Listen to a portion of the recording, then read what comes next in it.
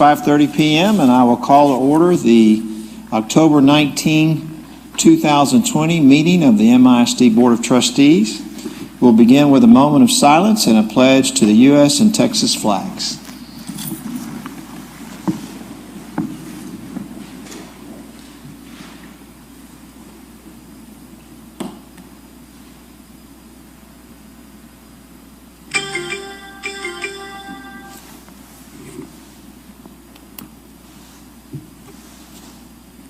Thank you.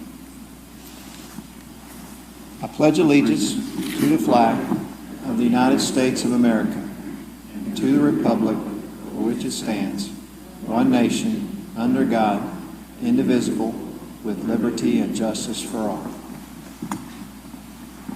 Honor the Texas flag.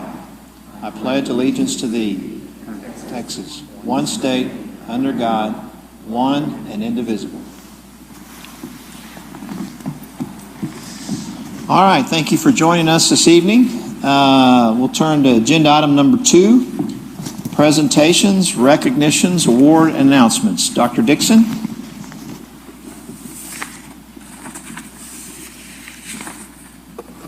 Yes, sir.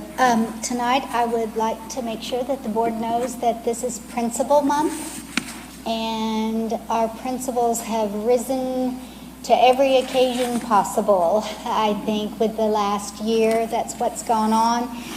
Ms. Torres has subbed in classrooms. Teachers are doing extended lunch duty to protect kids and social distancing.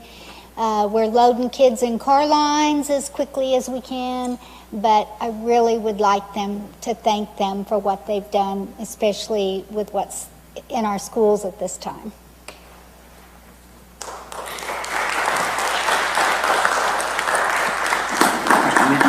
May I have a word, Mr. Davis? You bet.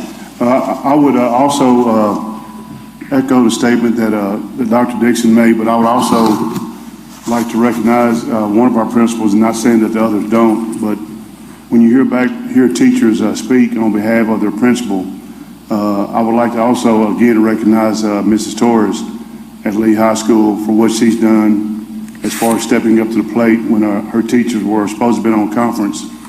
And she told the teachers to go ahead and take conference, that she would take over that classroom. So to me, that's all about culture change on something we're looking for in the district. It also shows leadership that she's not thinking she's above anybody else, even though she's our supervisor, and also helping out. So I'd like to give her that recognition again as well, and very much appreciate it. Thank you. Yes, thank you, Ms. Torres, and thank you for all the principals of our district for all the hard work that you do in serving our students. It's much appreciated. Thank you. All right, it is now 5:34 p.m., and I will call to order the public hearing regarding the Financial Integrity Rating System of Texas, otherwise known as FIRST report, and call upon Mr. Dodds to make a presentation, followed by anyone who would like to address us regarding the information presented. Mr. Dodds, welcome. Thank you, President Davis, school board members, Superintendent Dr. Dixon. I want to welcome everybody to this public hearing for the FIRST. This is the Financial Integrity Rating System of Texas, FIRST. This is the 2019-2020 FIRST rating based on the fiscal year 2018-2019 data.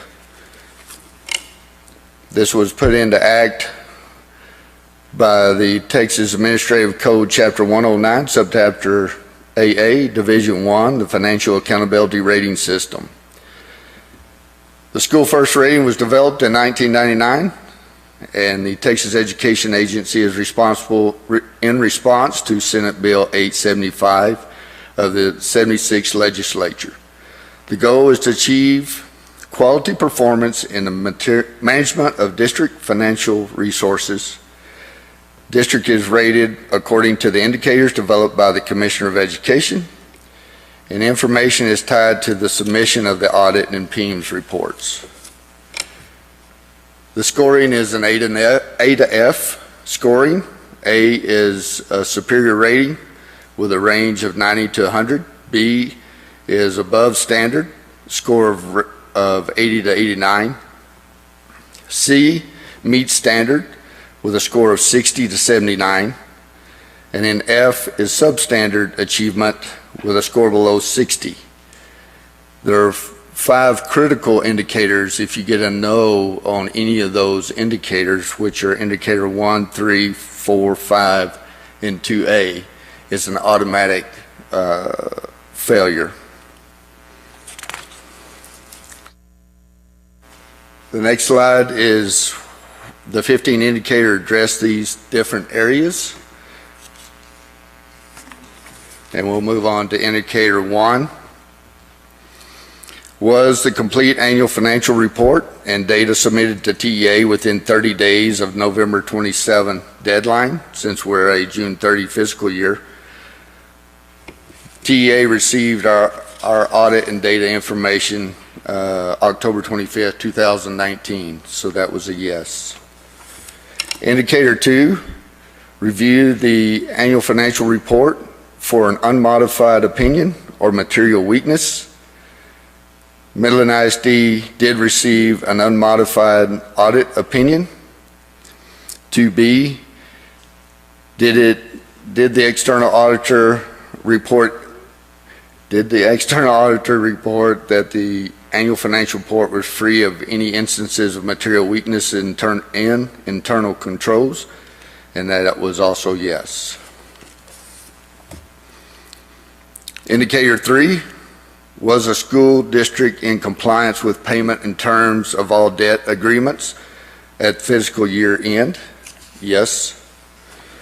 Indicator 4, did the school district make timely payments to all the governmental agencies, including TRS, Texas Workforce Commission, and in the IRS? And that was a yes. And indicator 5, this indicator was not scored again this year. It was not scored last year also. And that's due to the impact of accounting changes implemented by the Governmental Accounting Standards Board, or GASB. As we move into indicator 6, these are the scoring indicators. 0 to 10 points would be given for each answer. Indicator 6 was the number of days of cash on hand and current investments sufficient to cover the operating expenditures. We had over 90 days worth of cash on hands. The calculation was 172 days, so we received 10 points. Indicator 7 was a measure of current assets to current liability ratio for the school district sufficient to cover short-term debt. We received 10 points on this one because we were greater than 3.00 at 3.244. Indicator 8 was the ratio of long-term liabilities to total assets for the school district sufficient to support long-term solvency.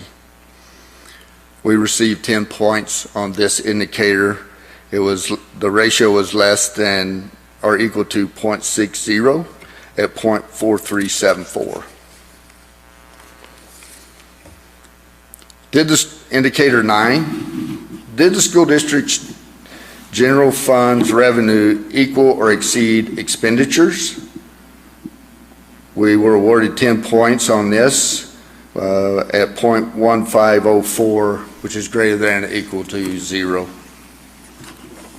Mr. Dunn, Yes.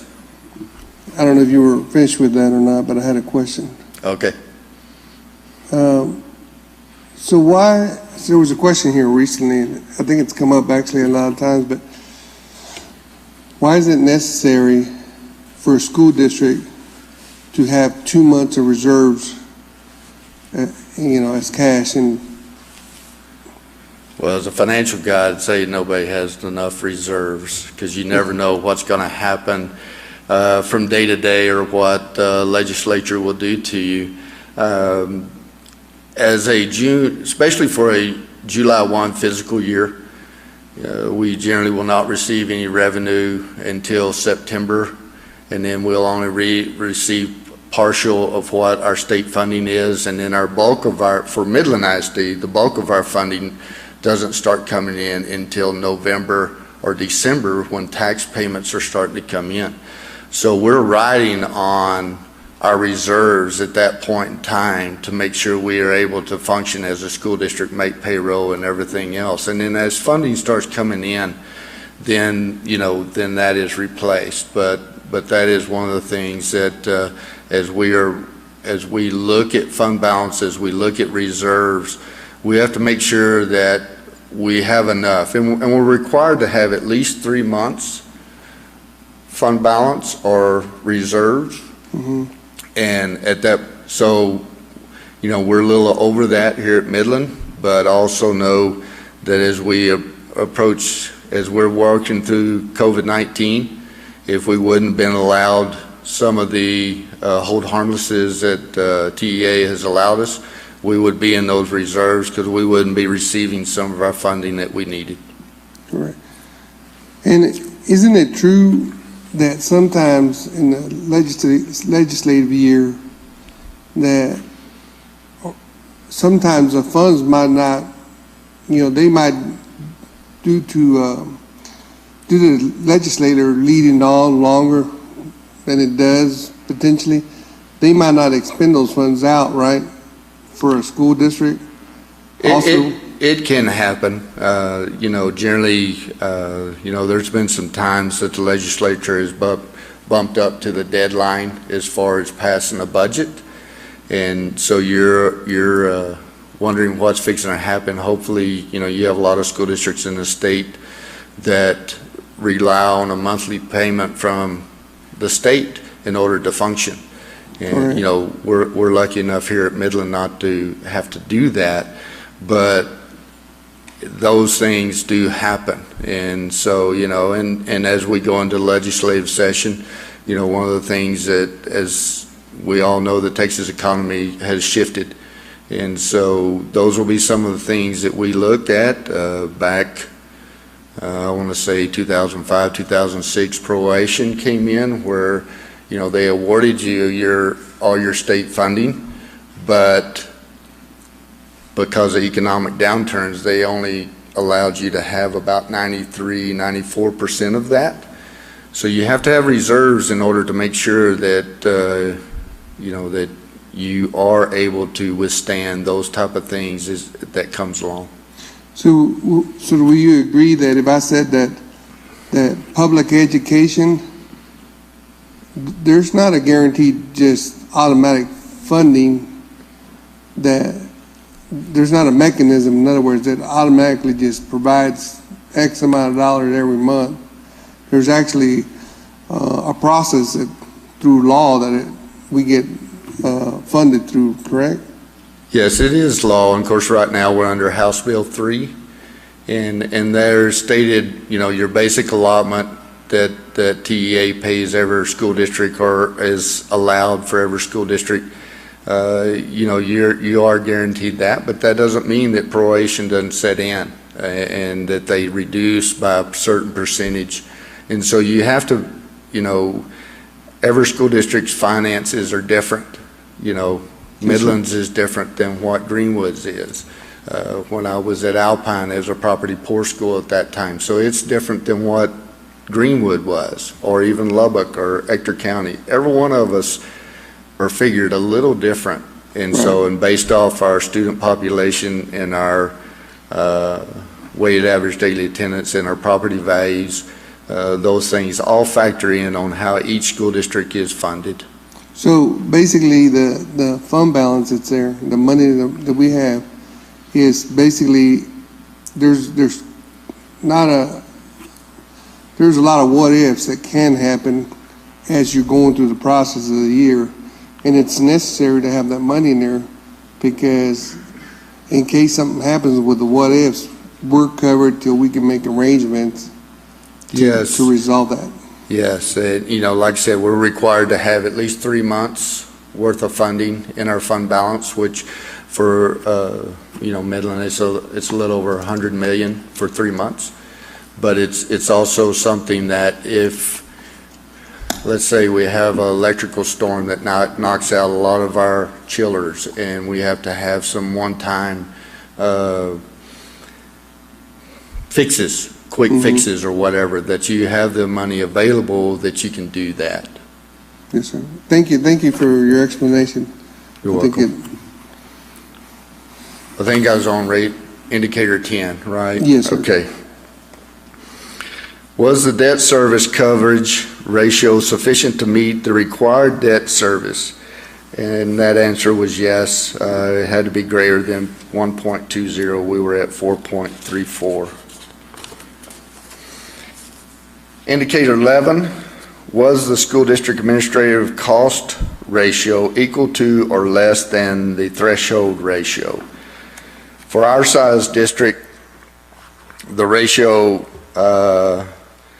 goes from 0.0855 to receive 10 points, or down to 0 to at 1.1855. The district's administrative cost ratio was lower than the first one, so we received 10 points at 0.0629. Indicator 12, did the school district not have a 15% decline in the students to staff ratio over 3 years? And these are yes, no questions. You received 10 points if you got a yes, and if it's a no, it's 0, and we received a yes. Indicator 13, did the comparison of the public education information management system, this is the PEIMS data that I mentioned earlier, to lack information of the annual financial report, whether any variances greater than 3%. We received 10 points on this because we were less than 3%, and if you look at $276 compared to $260 million, those were rounding variances. Indicator 14, did the external independent auditor indicate that the annual financial report was free of any instances of material non-compliance for grants, contracts, and laws related to local, state, and federal? We received a yes on that. In indicator 15, did the school district not receive an adjusted repayment schedule? There's a lot of double negative sentences in these. For a financial hardship, we have not gone through a repayment schedule, so we received yes in 10 points. Midland ISD's 2019 first results, Midland scored 100 out of 100 points possible, so the rating is a superior rating, or an A rating. Additional reporting requirements and disclosures. Outside compensation, the superintendent did not receive payment or for consulting or other personal services during 2018-19. Superintendent and board gifts. The superintendent and board members did not receive any gifts with an economic value of $250 or more. The superintendent and board reimbursements and or money spent on behalf as far as going to training was $46,049.49.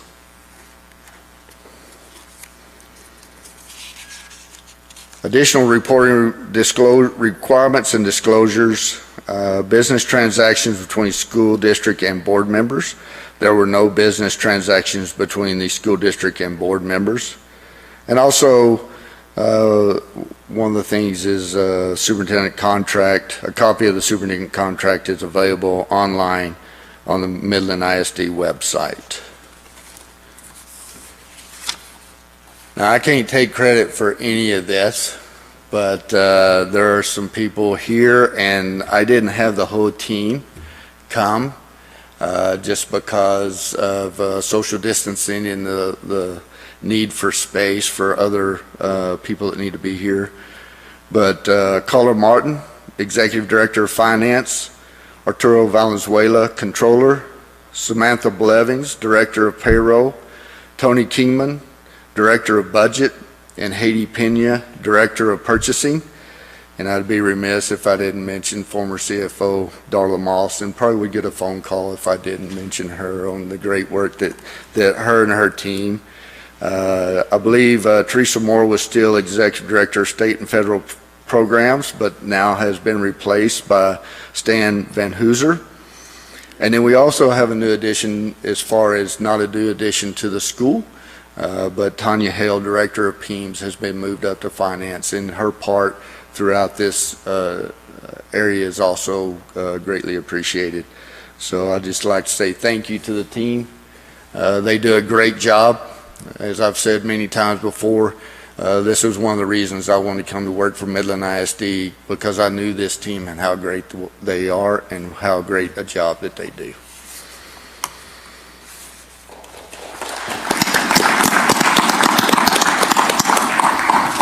All right, thank you very much, Mr. Dodds, and thank you to the entire team for all the hard work and another excellent, perfect score rating by the state of Texas. Thank you very much for all your work. They did set the bar high for next year. Yes, very high.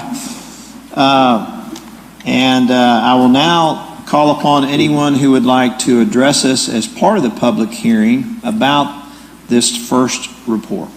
Are there anyone that would like to address us on this first report? All right, not seeing anyone coming forward, so we will conclude the hearing at 5:52 p.m. Now we'll return to public forum, and we have 4 speakers signed up to address us this evening. The first speaker is Haley McCarthy, representing Idea Travis School here in Midland. Topic, inviting board to visit school. Ms. McCarthy, welcome.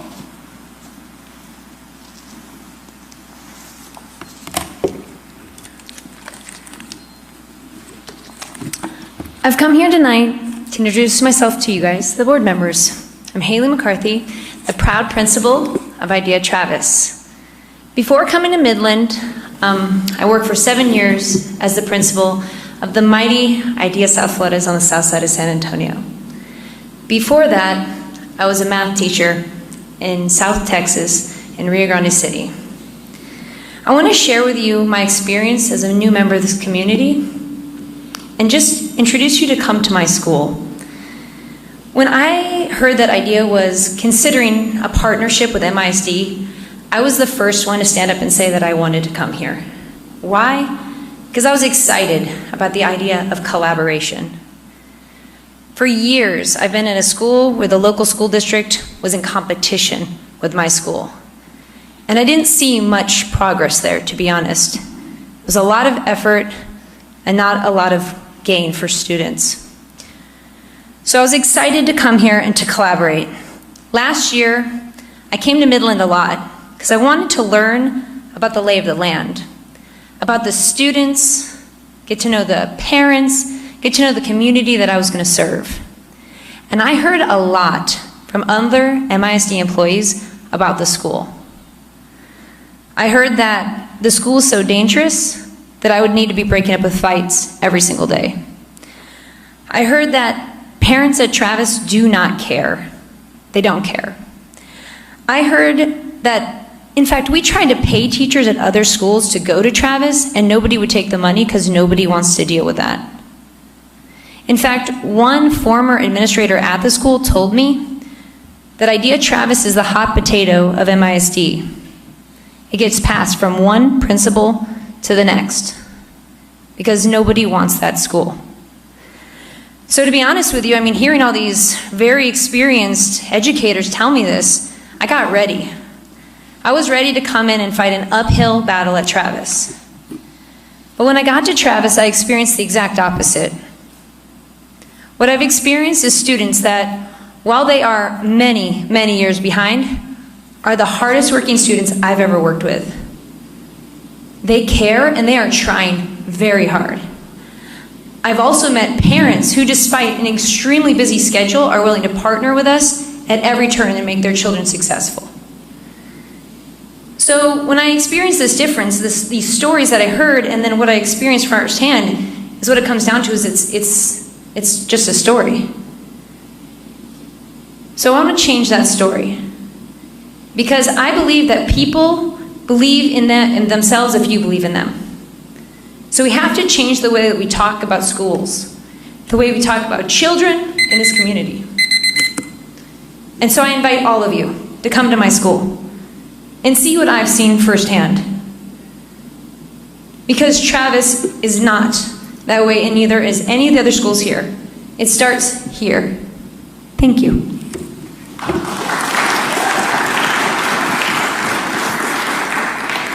Thank you, Ms. McCarthy. I look forward to seeing you Wednesday at 1 p.m. Next speaker, Catherine Moreno. Topic, Midland Online Academy. Ms. Moreno, welcome.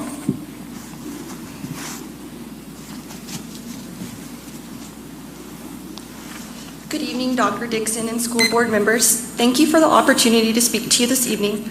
I would like to speak to you about the situation that teachers and students are currently experiencing through the Midland Online Academy. Our district administrators have changed their plans again and again on us. Teachers would plan for one situation, and then days later, a new plan would be announced. There has not been much consistency at all since this began. Due to lack of volunteers, I was designated to be the Midland Online Academy teacher for my 4th grade students. The plan was to be self-contained. Days into the start of MOA and being self-contained with my 22 students, we were told that we would no longer be self-contained and that we would become departmentalized.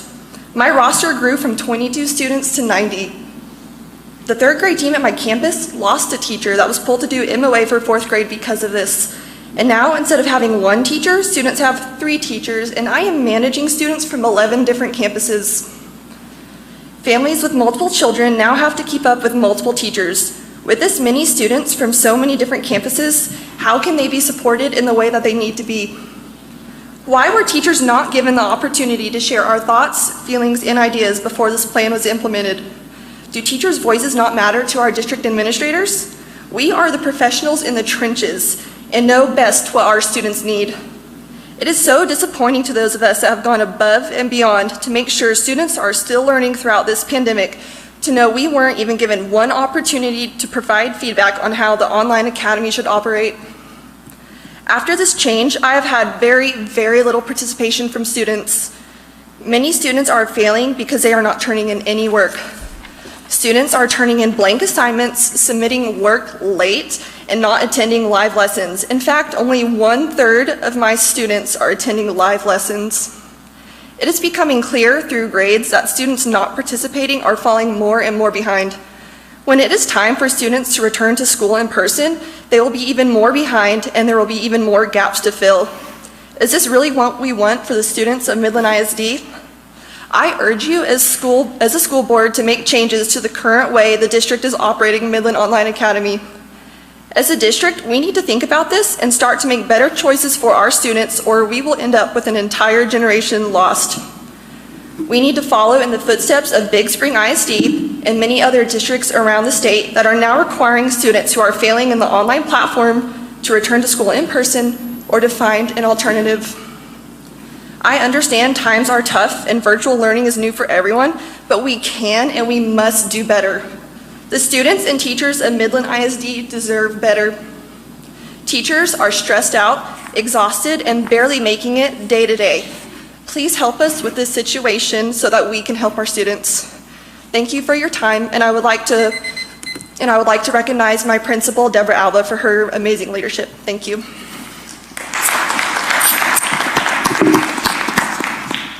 Thank you, Ms. Moreno. We will be talking, that is an agenda item, so we'll be talking about all of those things this evening. Thank you.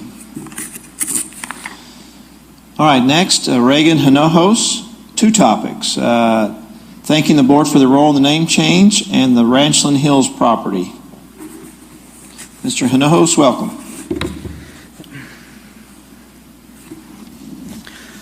I want to start with the Ranchland property. Since this property is owned wholly by the district, I hope that any lease agreement that you enter into any business has the option at the district's discretion to be used for the education or extracurricular use for its students, specifically for the golf teams for Midland High and the current Robert E. Lee campus, as well as for Midland, Texas-based high school tournaments. And more importantly, I would also like to see this property used for the life skills students to continue their education, to be students who are workforce ready when they complete their high school experience. There's many jobs that they can be able to train for, such as groundskeeping, maintenance, janitorial, point of sale cashiers, customer service, and food service, and also gives them the opportunity to have a sports team and extracurricular activity in the sport of golf, which they currently do not have. As for the name change, I really want to thank the entire board for allowing the public to discuss the name of Robert E. Lee, as well as discuss the subsequent suggestions that the renaming committee came up with and that the board used as a basis for its final decisions. What you did was allow those have a voice who otherwise didn't have one. I can't imagine a scenario where arguing against Robert E. Lee as the name of a school for children would have been without physical harm or risking their life during segregation, during Jim Crow, the Civil Rights Movement, and integrating schools with the use of federal soldiers. I can't imagine anyone willing to risk their lives to denounce the name. And I'd also like to thank the dissenters, Mr. Bishop and Mr. Murray, for representing their views and those in their community, because that was an option not available for many out of fear of retribution when this name was chosen. It shows that the integrity of democratic representation is serving its purpose today, which was not the case in the not too distant past. I'm very proud of every single member of this board for their work and their advocacy, and my hope is that we can move forward and bring our district to where it deserves to be. So thank you. Thank you, Mr. Hinojosa. And as you know, the Ranchland Hills property is the subject of an agenda item tonight, so we'll be discussing its terms this evening. All right, our last speaker this evening is Kristen Vasquez. Topic, COVID campus reporting. Ms. Vasquez, welcome.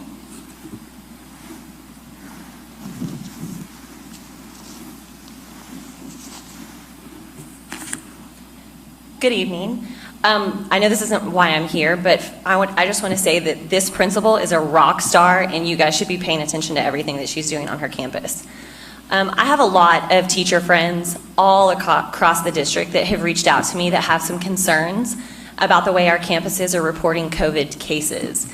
So if a campus has a positive case, then an email goes out to all the faculty and to all of the parents that state that anybody that has been within close proximity of that person has been privately contacted.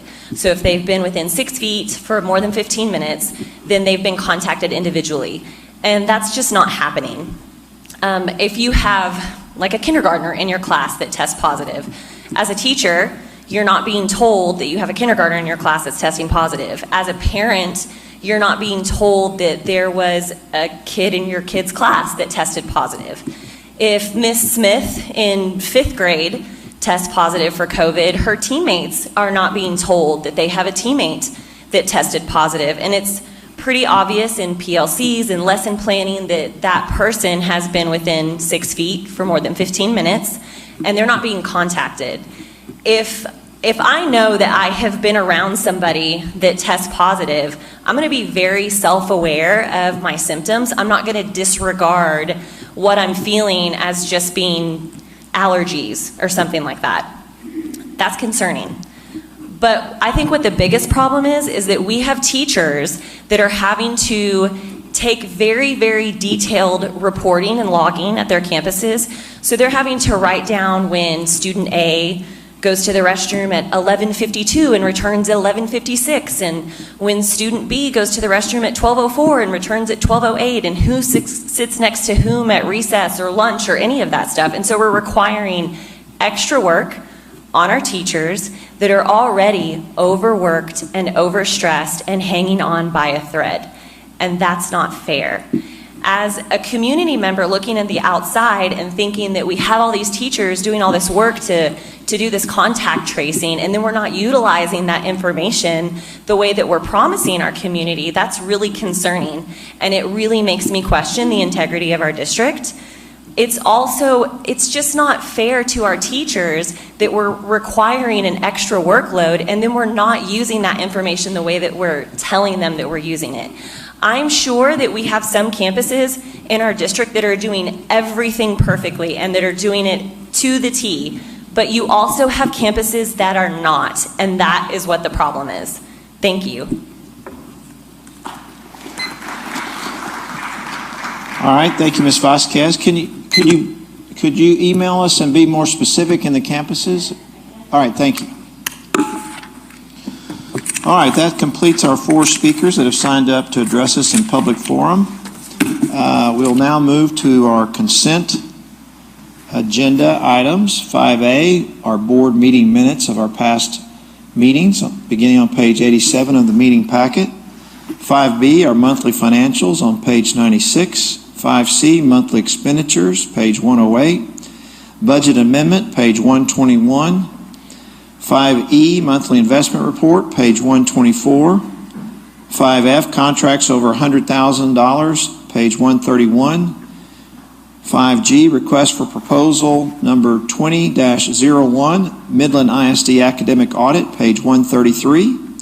5H, request for proposal number 19-22, light duty vehicle and repairs, page 137.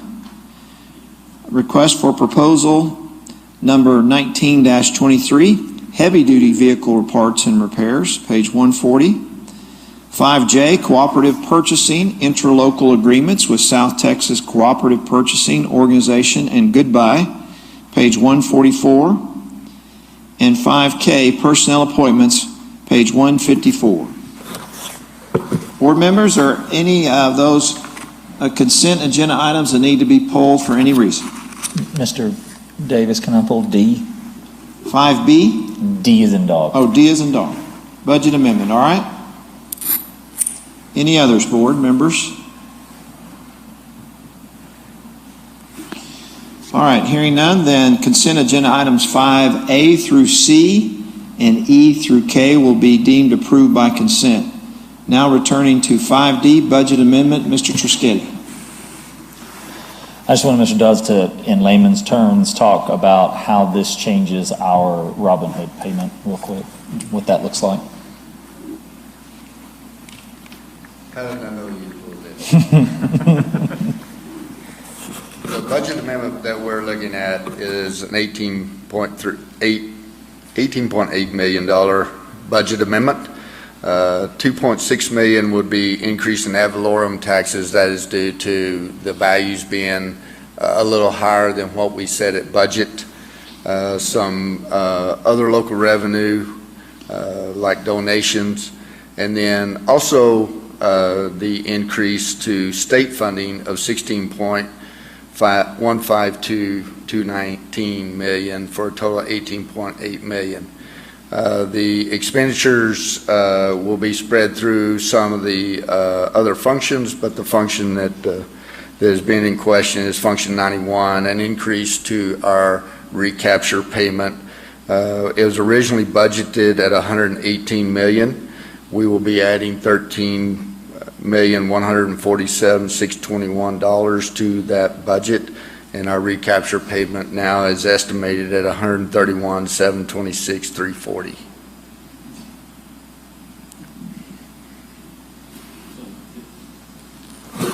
Just for the record, we estimated 118, and now our recapture payment for this year is up to 131.7 million. Correct. Thank you. And these are still estimates. Right. You know, we will not know the full impact until we get to the end of the year, what our average daily attendance is. And the state revenue is based off, we budgeted, I believe, 23,990 for our average daily attendance, and it's up to 24,144. That's using the hold harmless.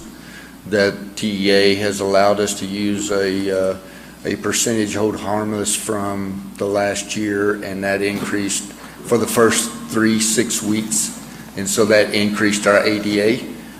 With the other ADA that we're using for that was the first 6 weeks ADA that we have on record. So that was a reason for the state increase, and plus we are estimating what the comptroller values will be for our funding formulas, and with the increase in values, we increased that. That increased that recapture payment. So for us, I know that every district is different, but for Midland ISD, hold harmless did not hold harmless.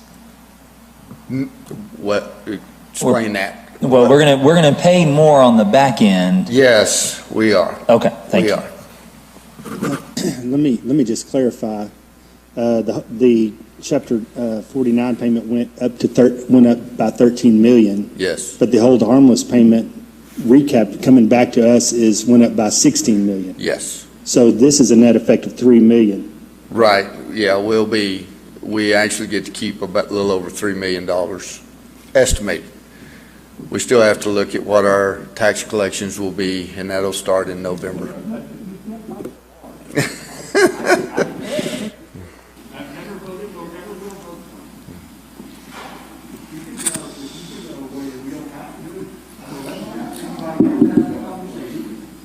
Any other questions on this budget amendment?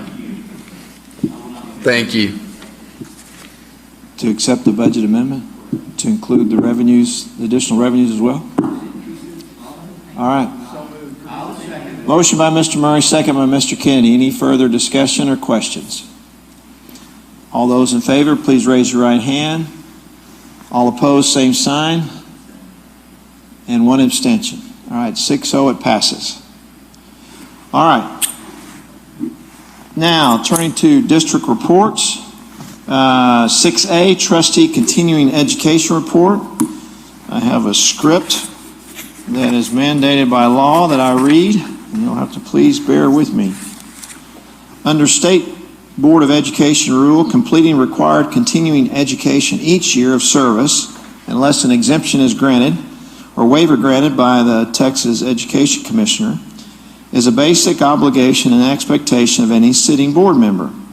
As board president, I am required to announce the name of each member who has completed the required continuing education, has exceeded the required continuing education, and is deficient in meeting the required continuing education. The requirements for training are measured as of the first anniversary date of the trustee's election or appointment, or 2-year anniversary of his or her previous training as applicable. There are 7 training areas for board member continuing education. 1, local district orientation. 2, orientation to the Texas Education Code. 3, post-legislative update to the Texas Education Code. 4, team building. 5, additional continuing education. 6, evaluating student academic performance and setting goals. 7, identifying and reporting abuse, trafficking, and other maltreatment of children. To the extent applicable to each member, I will announce the completion or deficiency or waiver granted by the TEA Commissioner as to required training. For members who still have time remaining to complete required training and is required and not been waived by the Commissioner, I will announce those board members. At the conclusion of this announcement, I will announce any board members training in excess of the continuing education requirements. As to local district orientation, no new board members are required to complete local district orientation training for the time period covered by this announcement. Next, orientation of the Texas Education Code. No new board members are required to complete the orientation to the Texas Education Code training for the time period covered by this announcement. That's because it's been 2 years since we had any new board members elected. Next, post-legislative update to the Texas Education Code. No board members are required to complete post-legislative update to the Texas Education Code training for the time period covered by this announcement. However, although not required, Mr. Marquez did complete 1 hour of post-legislative updates to the Texas Education Code training. Next, team building. The following, all 7 board members completed the annual team building training. Next, additional and continuing education. The following board members, you're required to have 5 hours of continuing education each year. The following board members have completed the continuing education requirements. Tommy Bishop, 9 hours. Myself, 7 hours. James Fuller, 17 hours. Robert Marquez, 9.5 hours. Brian Murray, 8 hours.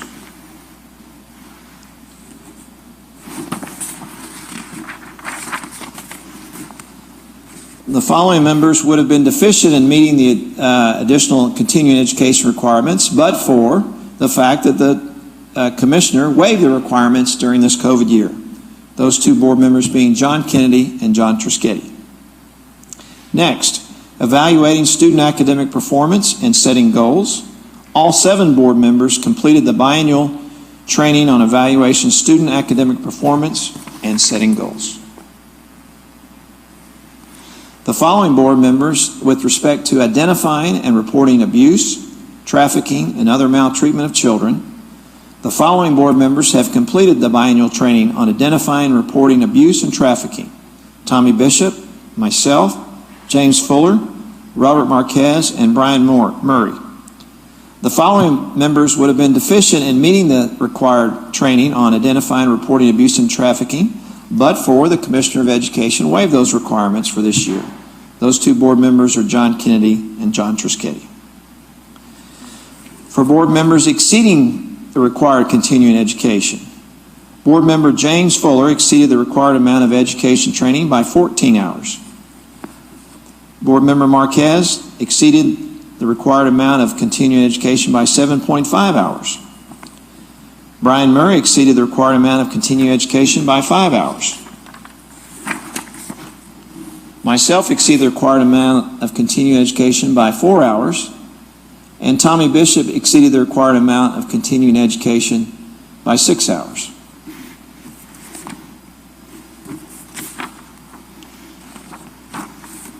So I'm supposed to read this as well for each board member in alphabetical order.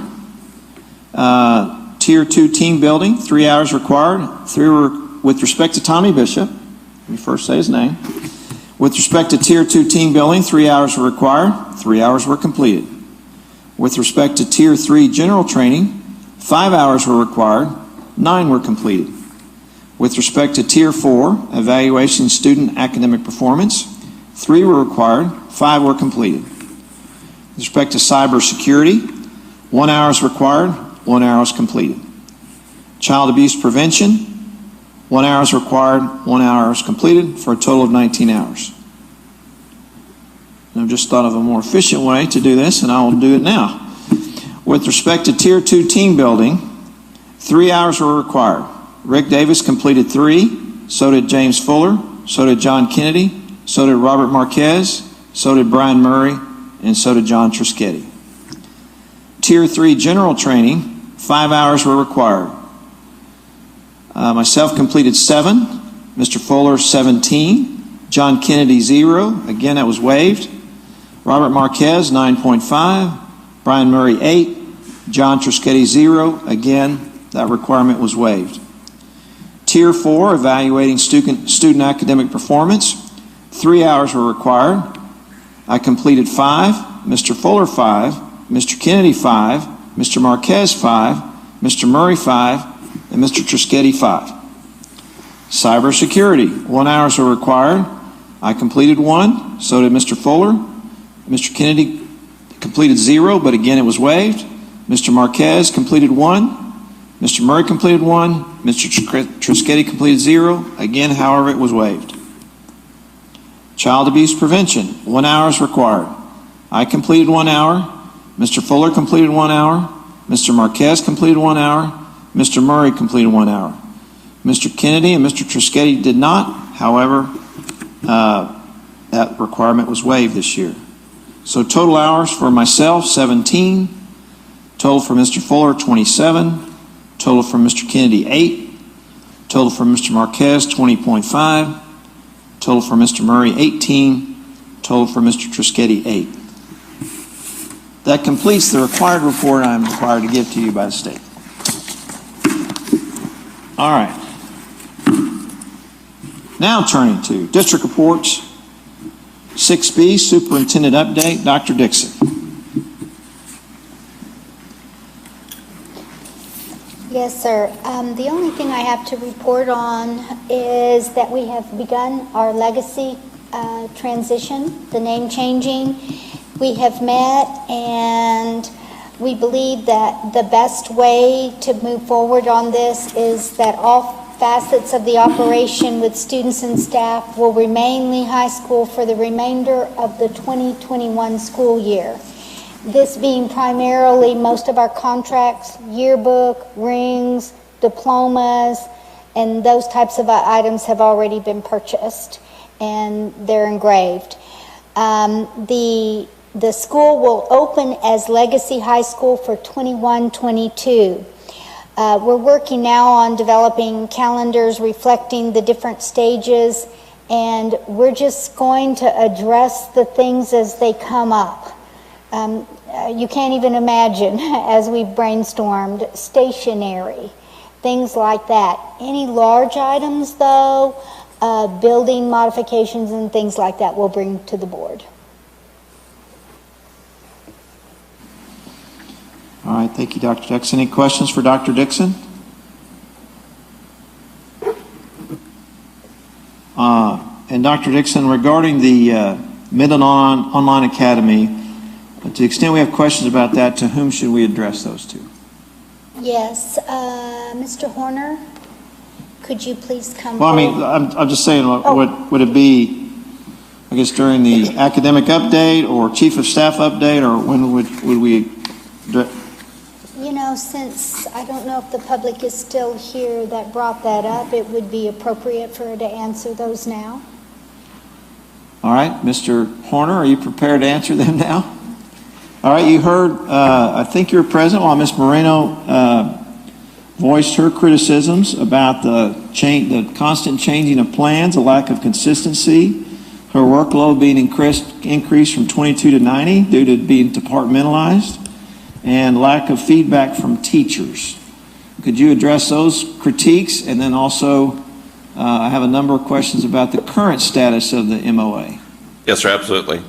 With the elementary standpoint, I am going to defer to Dr. Goodnow just because it's just, she's much more familiar with it than I am. So I'm going to pass that buck, as it might say, but I've definitely come back and hit some secondary high points on some things that definitely are things that concerns that we're working through. So since it was the public request from an elementary standpoint, I'll defer there and then I'll come back. Yeah. Okay, yeah, don't go far. Thank you. I won't. Dr. Goodnow, welcome. Thank you, President Davis, members of the Board of Trustees, and Superintendent Dixon. I really must say that what we heard from the teacher is probably exactly what she's feeling. This has been an incredible challenge. I think the initial plan that was put together this summer had some teacher representation, but we attempted to implement that plan and it was imperfect. Remembering that some of the constraints we have from the Texas Education Agency around delivering complete 100% online instruction is that the students are still tied to their home campus and the teachers really are as well, which meant initially that we had hoped that principals, and it's just been a challenge everywhere, but our especially like at our elementary principals would be able to work with their existing staff and the request of parents to be in Midland Online Academy so that they could staff, pure MOA and pure face-to-face. The numbers just didn't work for the principals.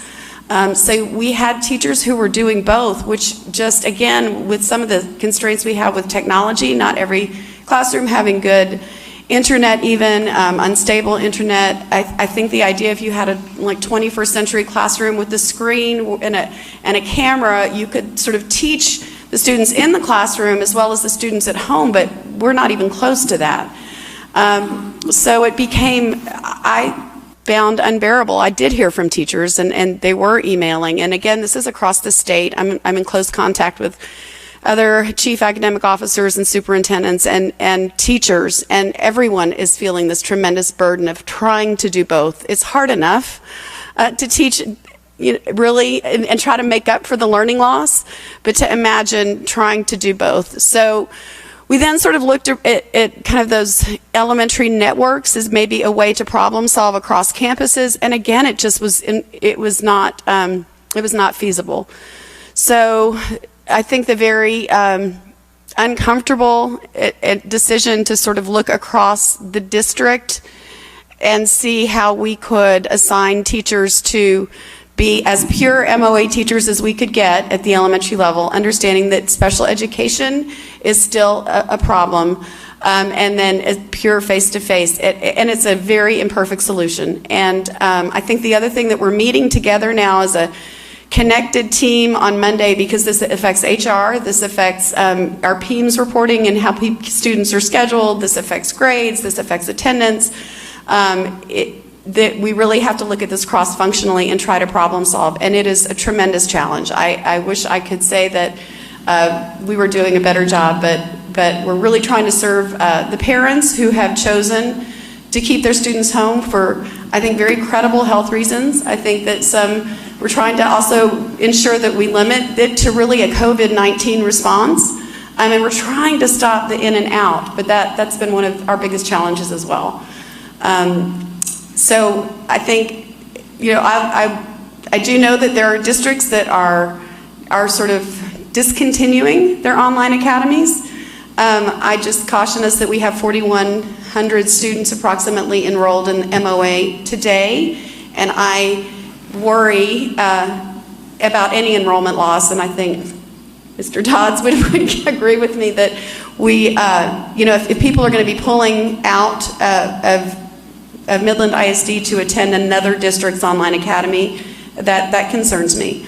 However, I am absolutely hoping that we can stabilize the enrollment, but I can't guarantee that. But I think we're moving to solution every day. I have a couple of questions, if I may. One is, I think, and it's something for Dr. Dixon and staff to work with, but I think if we have students at home that are failing, and as the young lady mentioned earlier, some of them not even getting online to do the work, I think we need to take a step back and maybe look at enhancing our encouragement for them that they start attending school if they're not passing now, because as she stated, we keep waiting, and then when we decide to bring everybody back, it puts more of stress on the teacher, the students that they already have in the classroom versus trying to catch these other students up.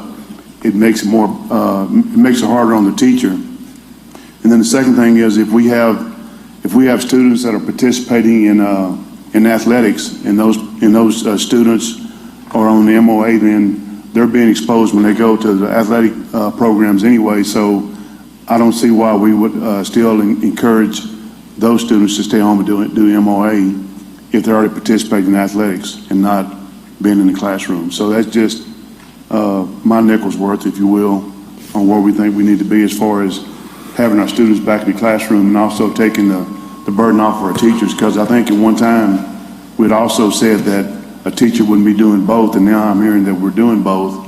So again, that's some more stress on our teachers, and also on students that really need to be in the classroom getting instruction from the teachers, and then our learning takes place.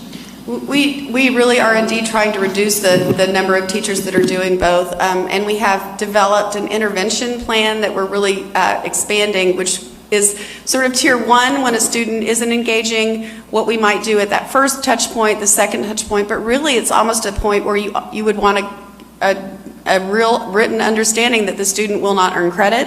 The student could likely be retained if the student continues to fail in MOA. So it's absolutely a process that we are putting in place and trying to be consistent across the district with.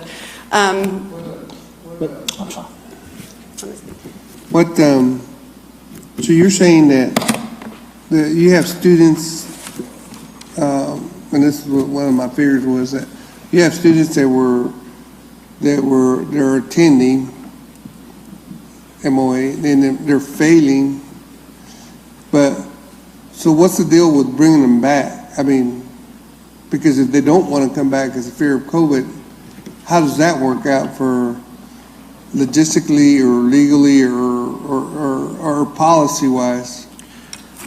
So the intervention strategies Dr. Goodnow mentioned, let me just go into that just a little bit, what we're working on and rolling this through. Ultimately, there are things that can be done, not just from a teacher level, but teacher administrator. You know, there's a team at the campus level that can be involved first, starting with the teachers. The teachers have really been working that communication. I know that's happening.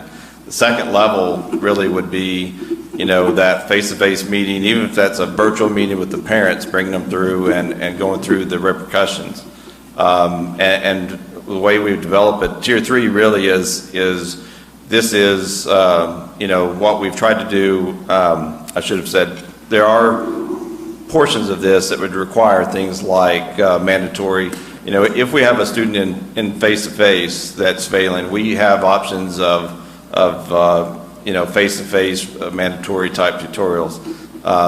That's really an intervention that we need to engage in, even if it's the mandatory, you know, mandatory through Zoom or Google Classroom or Google Meet.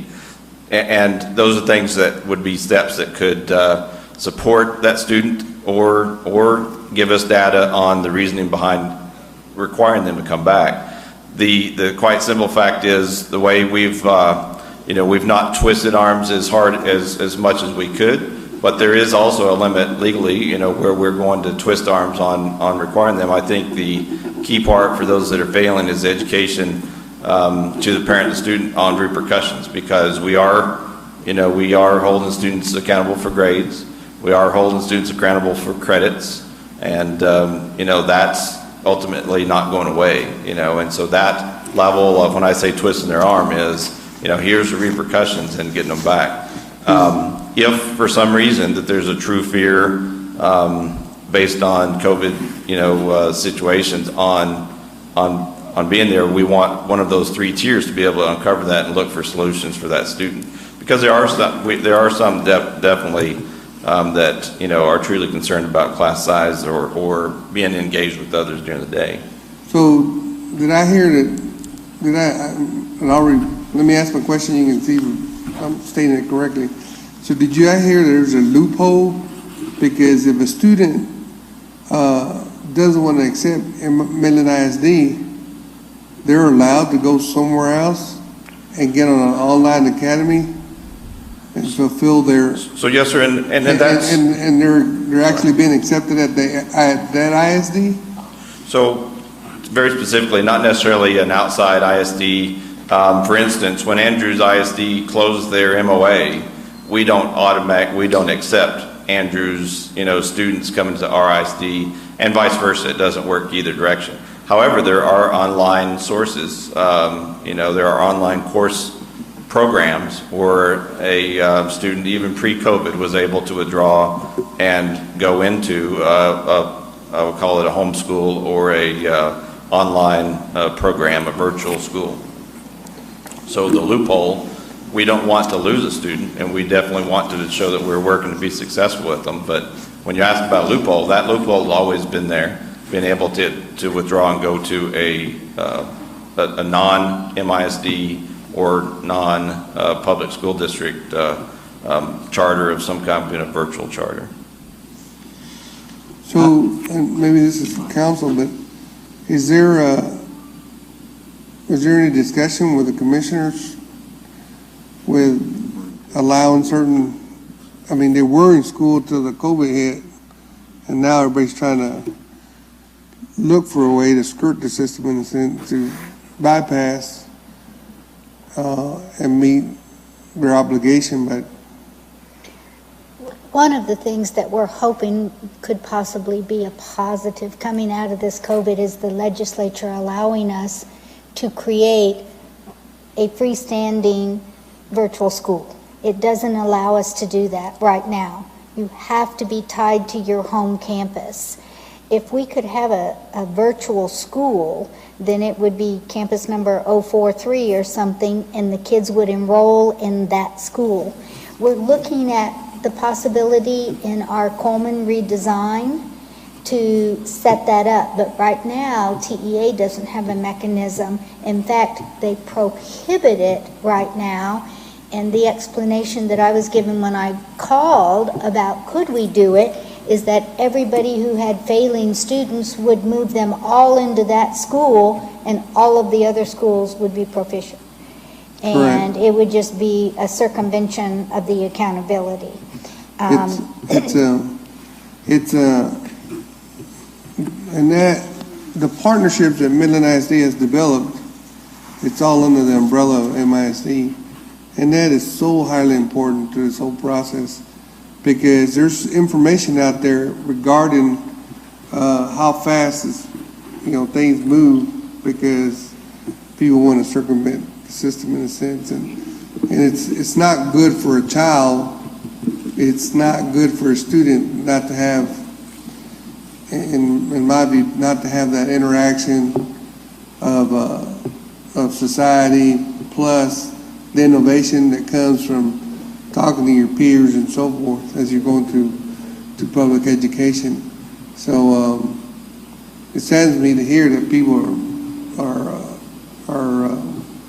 looking, I understand everybody's got a phobia, but like Mr. Bishop said, if you're in athletics, to me, you shouldn't be on MOA. Yes, sir. And if I may, and I'd like to go back and address a question or just clarify, point of clarification from Mr. Bishop.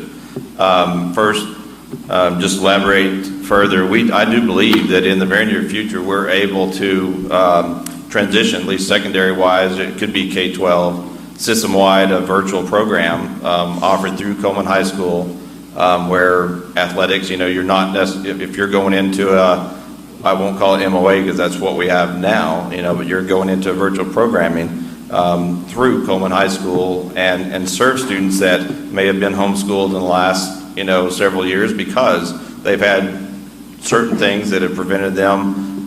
Sometimes it's emotionally, sometimes it's just not wanting to be part of that 2,400 kid high school. There's lots of reasons that students choose not necessarily, to be an ISD student. And I believe Coleman, through that redesign process, long-term is a solution. Short-term, we certainly have been discussing, variations around what that means for an extracurricular student, what that means currently. The existing system that TA's put us on, those courses that we would have been offering, we are offering MOA.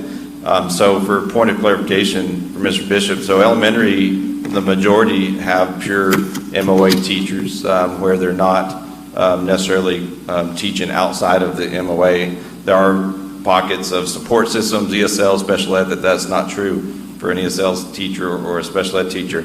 In secondary, it is different. And so I'm going to say this, just for clarification. In secondary, Lee High School, for example, has over 200 unique courses. So they have developed somewhere close to 80 sections of pure MOA where those teachers have not a whole day of off, but they have a class period just to serve dealing with students in the online system for their enrollment. So as a district, at the beginning of the 6 weeks, we were about 80 sections altogether. By the time we turn into the third 6 weeks, we're going to have somewhere close to 370, 380 sections of pure MOA. What we've done is we've waited to do that for numbers to kind of level out. It's hard on counselors and staff and teachers because we're doing scheduling changes.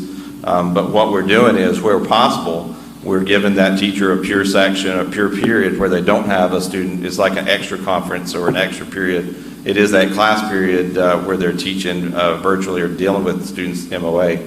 Now, because there's 200 unique courses at Lee High School, we're not able to offer unique section periods off for all of these. So we're looking at a variety of ways to address that. Second semester, we're looking at different options that would be an outside support that we could bring in, especially for CTE courses. Many of our CTE teachers probably, by the time we level out and do our pure MOA sections in secondary, we'll have solved a majority of the concerns that we have with overloading with MOA with core teachers, but we have elective teachers that we're not able to do that. So CTE is one of the most difficult because if you think of all the pathways, we could not necessarily say, you cannot go down the oil and gas pathway or the nursing pathway, et cetera, that is towards an endorsement. So without being able to limit that, that means we have a lot of teachers teaching across different sections that are both, you may have a teacher teaching 6 sections, and out of that have, anywhere from 5 to 35 kids, maybe even 45 or 50 kids in an MOA setting. So what we're doing is we're reviewing our current compensation plan and seeing where we can apply what's already in the compensation manual to adjust where we can't create pure sections. We're also looking, again, I mentioned this, especially for CTE and outside support for an online curriculum, to put some of our CTE courses that are not necessarily pure hands-on to require for those students to go into an outside program, so to speak, to take that off that teacher's load. There are still pockets. I know of about 4 different teachers that have a huge number of kids and a huge number of students. An example, at Lee High School, got an earth-based science teacher. It's got about 190 kids, 45 of them MOA. He is literally the only earth-based science teacher, so finding a way to have somebody else take that load on has been a challenge, so we're working on ways to, he does have a pure section where he's able to have a period off just to work with MOA kids, but he has a huge load. And so we're working through that. I mean, that's just one example of what it looks like. So, would you agree that, maybe you've heard or not heard, but I've talked to several people where Texas Tech, Midland College, UTBB, these students that were going to the university are not able to take a full load because they can only take a partial load, because now none of the courses they needed are being offered at the college or the university level. The upper level of education, since it's a business, they're able to modify it by not offering the courses and making those students wait to the following year for that one course to come around. And are we able to, as a district, modify any way? If I may, yeah, I'd love to answer that question directly. I mean, the luxury that Midland College or a university has is, they don't necessarily get held at the same standard of graduating students within a 12-year period. We still have graduation requirements. As of right now, we still have end-of-course exams that students have to pass to graduate, and those restrictions haven't been, we had some accommodations given to us in the spring of 20, but no changes for the future. So the answer is yes, sir. I mean, from a standpoint of the colleges, they are able to do that because they're not necessarily holding themselves or others accountable, or anybody holding them accountable to graduating with a certain period of time. We still have state, the state criteria through TEA and administrative code on what's required for graduation, that we're not able to do that now. When we started this, if we had started, 9 months ago and said, these are the courses that we'll offer, in hindsight, absolutely, we would have, streamlined that. And, I'll take responsibility for not, because I didn't want at that time, or we didn't want, kids not to have to be able to complete a pathway. If we would have done that right, it would have offered you probably more human capital. It would have, and to some degree, that's what we're looking at second semester on what types, we may still offer the same course, but we may put it in a different format, providing more curriculum through a different format, rather than putting it on that teacher having to deliver it exactly, through an online model. So there are different models that we're looking at that can support some of these places where we couldn't solve some of our issues. Thank you. Mr. Horner, so first I want to acknowledge the work that you and Dr. Goodnow put into this and trying to get this right, because I know it's been an ongoing process. I appreciate the comment you made about the process of going through compensation and us thinking about how we can reward these teachers for the work they're putting in. I do want to reiterate one thing that Mr. Bishop said that I firmly agree with. If our students are on the MOA and they're not turning in work and they're getting zeros, we've got to push them back to the class. And I understand that's a privilege. We're trying to accommodate for a virus, but we need those kids in class. Absolutely. And so I want to re-acknowledge that. The second, my first question is, you brought up Andrews, and I think Andrews, what I read in the paper was they had a failing rate of 70% for their MOA. And I know visiting with Dr. Dixon earlier at the 6-week point, we looked at a roughly 70% failing rate too. Through a 9-week period, do we have an update on those numbers that have come up? Sure. I would like to share. So initial numbers leading into the end of the 6 weeks, failure rates look to be in a 70% range. And I can speak, I'm only going to speak for secondary because in my area. However, after the data came through, you have to remember that one of our challenges, and teachers face this, and we actually have a solution to this, but when a Google Classroom assignment gets put in and graded, it doesn't automatically go into Skyward, where our database, our official database is still in Skyward. And so all of our reports showing failures, et cetera, were in the 70s, anywhere from 60 to even 90%. In the end, we had a couple of pockets that had 30%. I had one teacher that had about a 50% failure rate in one class. But in secondary, across both high schools, the failure rate averaged 20% for Lee High School and 22% for Midland High School. So the failure rate overall was really not different in the virtual sections like that. We do have a lot of students doing extremely well in MOA, and I could say, when I look back, a lot of our singleton classes, AP Statistics, I talked to our AP Statistics teacher at Midland High this morning, and those students are really excelling doing the work through MOA, and it's extra work on him, but he knows that because of his variety of schedule, it's just not possible to rearrange his day to make it pure a time just for that. So our top students are generally really well performing well. However, we do have a number, and I'd put it right at the 25% range right now on that virtual kid that is not engaging. And we do have students that are ghosting us, so to speak. That's the term we use, that's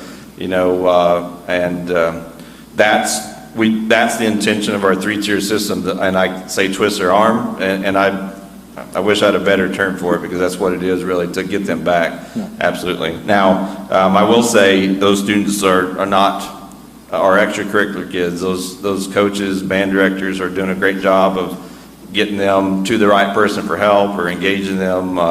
It is the students that are not engaged in anything outside of the school that are not being successful, that group. So. Okay. My second and last question is, I think it's mostly for Dr. Goodnow, but you might have the response too. Dr. Goodnow, you mentioned that we weren't equipped with the technology to pull this off and do the right thing. I know we currently have $7 million budgeted for new technology that's coming online in the classrooms. And I know a lot of that's been delayed because everybody needed it at the same time, but we have some coming on in November, some coming on in January, February, and then I think the Wi-Fi spots are already in the building. I mean, we have those. Yes. So will we, at this point, can we tell our teachers we've got the technology you need to make it happen for the virtual or any online information we need? Is that going to get us there is my question. May I answer? So the purchases, first of all, thank you, because those purchases are absolutely necessary, and we appreciate what's coming. Teacher laptops, we've confirmed the delivery on that, which would be a big help for teachers. Just having that device be moving in and out are going to be here at the end of October. We do know that the delay because of systems outside of our control, the additional Chromebooks won't be in for a while, and we're talking, originally we were expecting October, but we do know those are coming in, January or even February, or at least that's the information we have. So at that point, it will make a huge impact on all of our schools.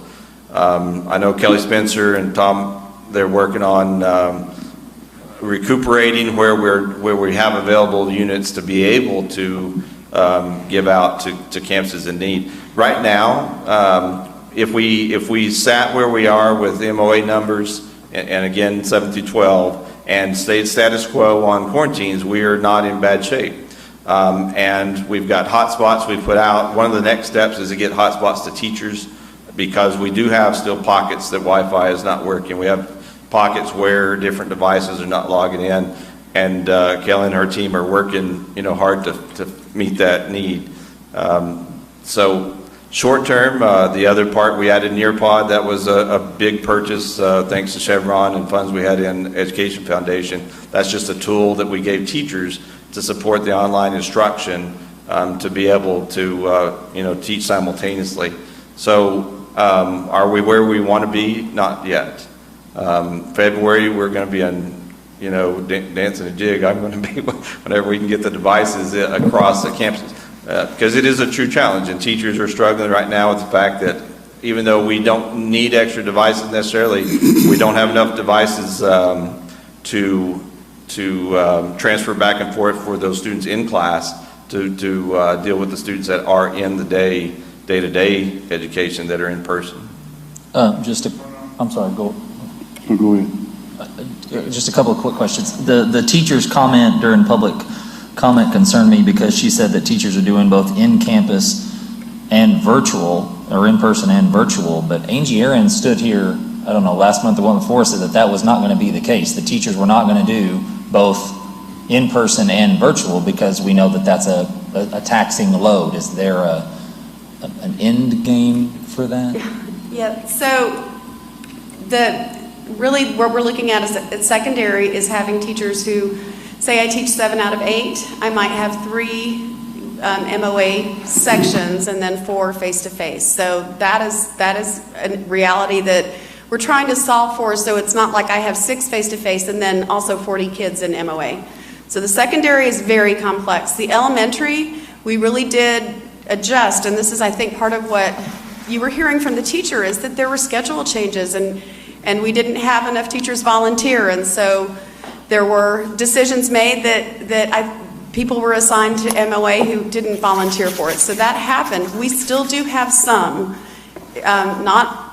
teachers who are being asked to do, and that's especially in special education in elementary schools, that we just, again, don't have the capacity on the staff to really staff for that. Plus, there are students who may be in resource, but then they're in gen ed for other courses. So it's really, that's a challenge. I have confidence in our executive director, and we are continuing to work with HR to see how we can compensate when those teachers are getting really an extra load, and that does seem to be what we're looking at. So how do we do that in a way that is potentially like supplemental pay, and we can do that with special education. It's not unusual at all. Okay. My only other comment would be that while we appreciate the work that the staff does, that teachers are doing, and everyone is in the same boat when it comes to virtual learning, it's going to get worse, not better. I mean, we know that winter is coming and that cases are going up, not down. And so if we do pull back to an AB, or God forbid, a full virtual again when 25,000 students are virtual, we can't be where we are currently and be effective if 20% of students of the 4,000 are already failing or not meeting, and I'm right there. I got kids in elementary, and so I see it firsthand, and I know that the teachers are doing yeoman's work, and that is not a knock on anyone's effort, but we've got to figure it out. We've got to figure it out. One of the other questions I guess I would ask or raise is that, we're getting these Chromebooks out to our teachers and to our students, but a lot of this information is new to some of the teachers and to some of the students. So what type of training are we able to do versus just force feeding our teachers and then expecting our students to learn it too, when some of our teachers hadn't got a full grasp on how to motivate and move around on our computers? So I'd like to use a specific example if I could. When we added Nearpod was one of the things that we heard teachers ask for. We saw campuses wanting to purchase it on their own, just because teachers were really asking, for something to support the engagement and the variety of things you can do in Nearpod using in conjunction with Google Classroom or at the Midland High School, for example, with Canvas. So we trained a cadre of, we use a trainer model with each campus. So each campus had between 4 to 6, in the high schools a little bit larger, numbers of staff members. That was anywhere from, their expert Google Classroom teachers to administrators to whoever, was going to be responsible for rolling that back out. Those trainers went back out and trained at that campus level. So that implementation varied based on those trainers and experience level. But the trainer model was one that worked, well, and we see a lot of use with Nearpod in extremely positive ways. So that's just one example of what that training looks like.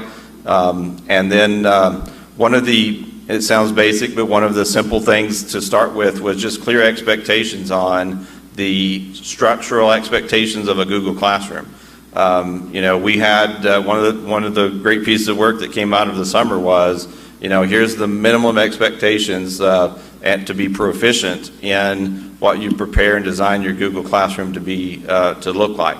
And that way there's consistency for students to log in different teachers' classrooms to see similar models and similar structures. So they always know where to look for that run-in assignment or the announcement for the day, et cetera. So those are two things that I think that we really excelled on in working with teachers and supporting teachers in what that looks like. So is some of the differential with the whole, in a sense of going MOA and then partial no MOA, and then is the fact that, we used to still kind of do it, I hate to use the phrase, but old school in a sense. Everything was done old school, right? Yes, sir. In a sense, and then there was a method and methodology. You took the grade, you took it here, and then it was entered, and then, but now I'm just thinking of the overload, because we're going to bring all these products in, laptops, everything, and then how many more people we're going to have in IT to support, close to 30,000 devices among, all the infrastructure that exists now, for that to function well. You said it well. There are a lot of sequences of events for that to be successful. And what I can tell you is teachers are doing multiple, they're providing instruction in what's been successful.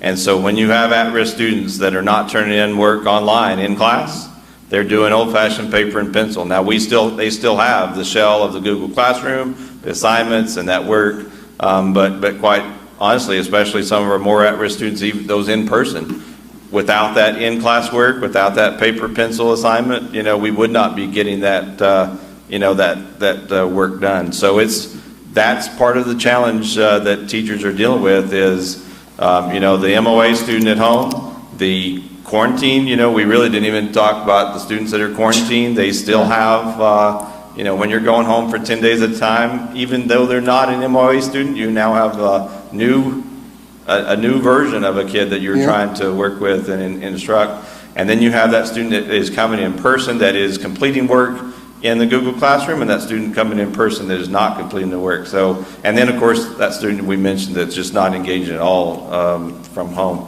So the practicality of taking student assignments now that don't have the device, have to do it via paper, how taxing is that?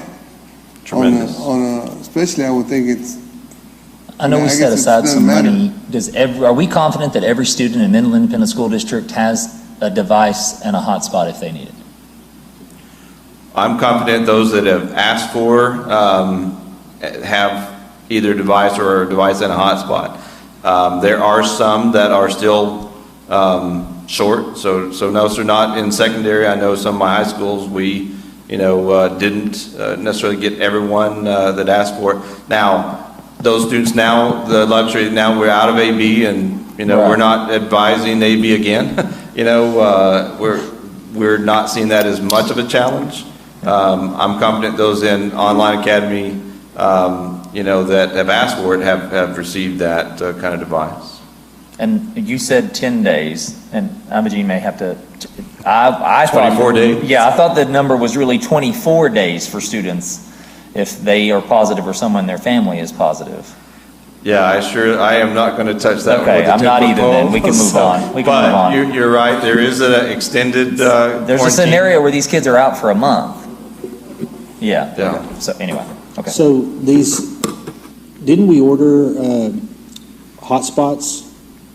And every high school student can get one? Because I know at both high schools we have a hard time getting connection in the building. So what are we doing for those students? So hotspots have been handed out. I know we're still working on handing those out now to staff. The challenge with a hotspot in the building is if your cell phone doesn't work in your room, neither does a hotspot. Okay. And so it may not bridge the Wi-Fi challenge, but there is a Wi-Fi challenge of having to leave the room to go down to another spot where you can get on Google Call or something like that so you can make phone calls. So that makes sense. Thank you. Yeah. I think one of the questions that Mr. Davis started with was, what are we going to do? Y'all, every grading period, a parent can bounce. They can choose to go another methodology. So we're never going to have this worked out because of the changes. And the other thing is as kids come back, the MOA teachers follow the kids. So they will come back to the end face, and then the next grading period, if we have a large quarantine or any other factor, a mini or micro shutdown or something, we're going to go back. I think one of the things that people don't realize that in a 2,500 student high school 8-period day, there's over 20,000 sections of classes. So we have to get a kid in every one of those. That's why secondary has been more of a challenge. There might be only 20 kids in the whole district in French 4. So we can't hire a French 4 teacher just for MOA. And so, Mr. Horner has got the burden of this. Our elementary was not hard. The thing that we haven't acknowledged is our very low classes that are face-to-face. I was looking at a grade level just today that only has 13 kids in each section with 3 teachers.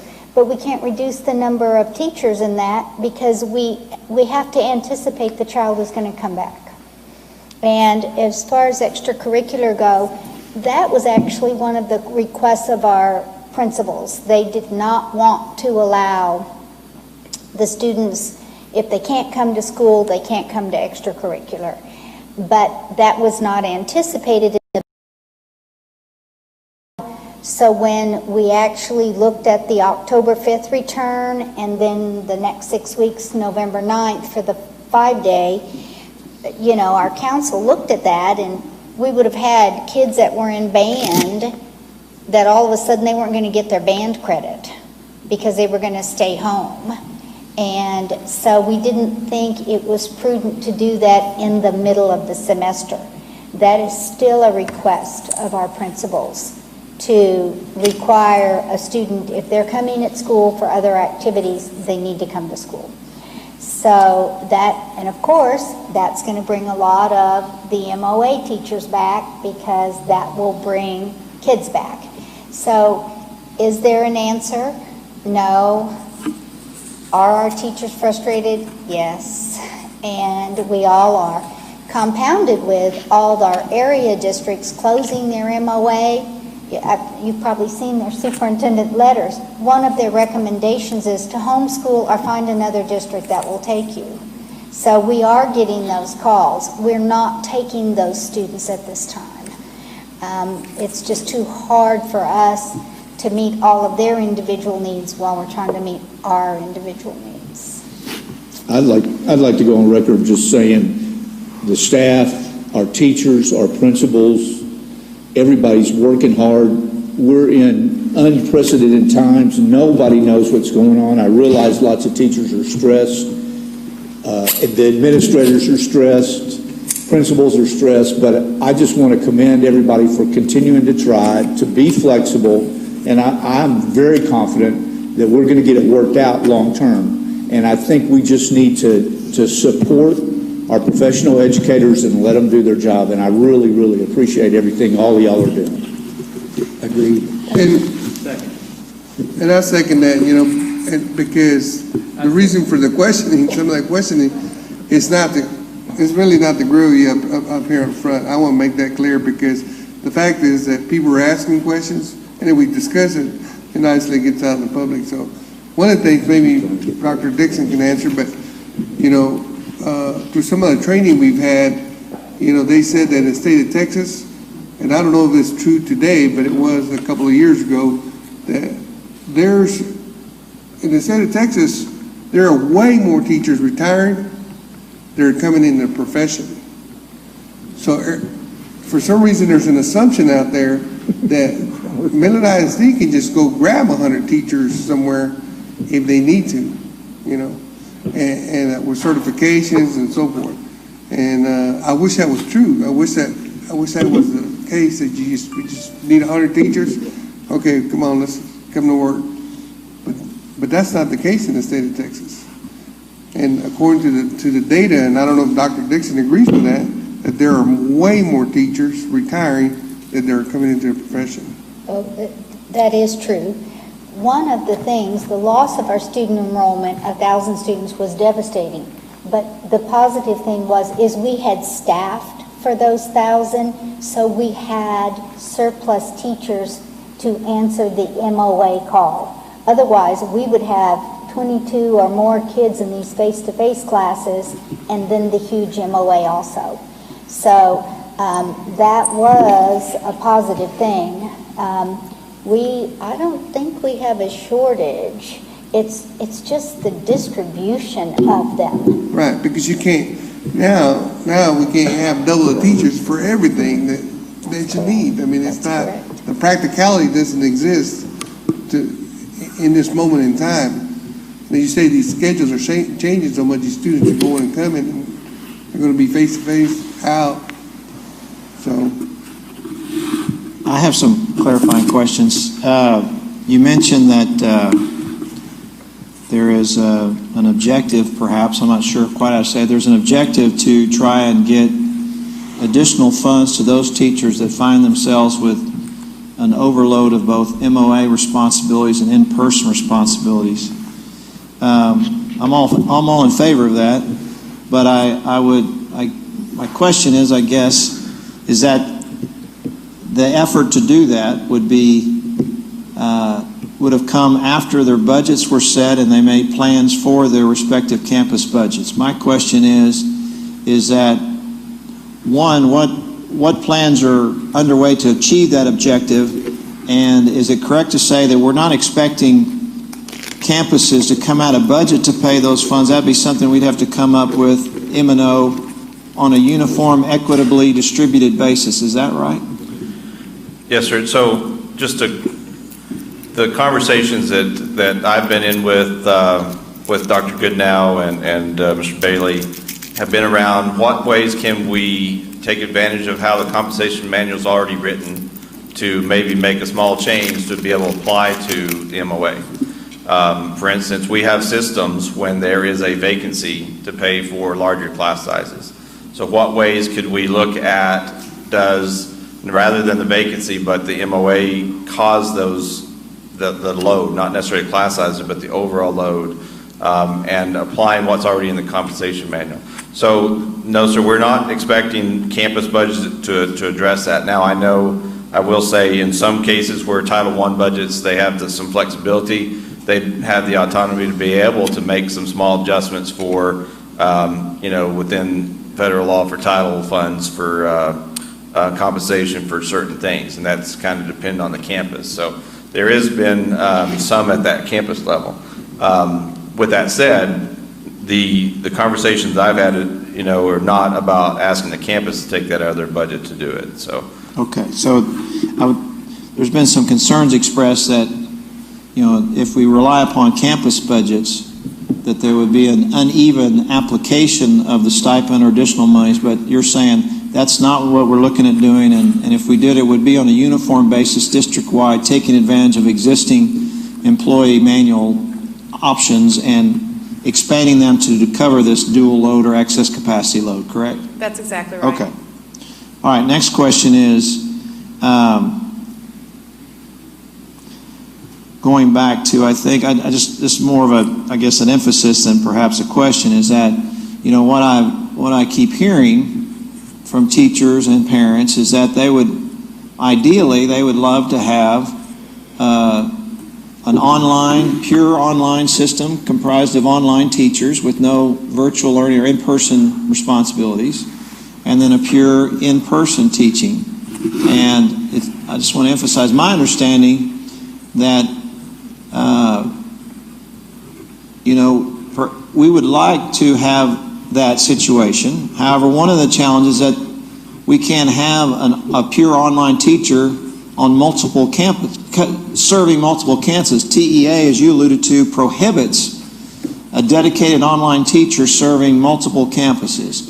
Is that correct or not correct? Or is it bifurcated between secondary and elementary? I can clarify that a little bit. It's really the teacher can serve different campuses. It's the student that has to be tied to a home campus. So, for example, if we have a fine arts teacher teaching orchestra at 2 junior highs, that's perfectly appropriate. You can split an FTE over campuses. But the student can't be tied to a standalone online academy. That is the constraint that TEA has put on us. So in order to solve for that, we did look at teachers then serving students tied to a home campus, but the teacher would be serving several campuses in that way. So the teacher can be serving multiple campuses, but a teacher can't be assigned an online campus, and a student can't be transferred into some online campus that we would create, which would be really ideal, because then you could also, somewhat predict your enrollment and your staffing, and this has been the biggest challenge for us. All right, next question. Mr. Horner, you referenced, it wasn't clear to me that if you have an online or MOA student, well, let me go back. If you have an in-person student and they're failing, there are a number of things that we would, quote, require that they do to intervene and address that. And then I think you transitioned to, and it was unclear to me whether the online interventions were currently being required, or the plan is to require those type things going forward. So we've introduced a 3-tier system, a 3-tier, tier 1, 2, 3, 4 failures or 4 concerns, but just only recently. So those are steps that will continue to be rolled out, at the campus level over the next couple of weeks. So it's only been recently thrown out there. The caveat, again, is yes, we can require, I would call it a synchronous tutorial time, the mandatory synchronous tutorial time, and document whether that kid made it or not, and then try and, work through that. In secondary, our teachers are already scheduling office hours and things like that, especially on Fridays. So that's something we can require. At the point where they don't meet tier 1, they don't meet tier 2, the tier 3 would be that meeting about credits, failures, promotion, and your options outside of MOA. So I'll put it very politically correct. And again, going back to twisting their arm about returning to class, or that may be a kid that success may be a different format than MOA, that's if they choose not to come back face to face. Those are all my questions. Thank you. Any other questions, board, about the MOA and the workload and the other issues regarding it? All right. Thank you, Mr. Horner and Dr. Goodnow and Dr. Dixon. All right, we'll get back on track on our agenda. 6C, Chief of Staff update. Dr. Atkins, the information begins on page 159 of our meeting packet.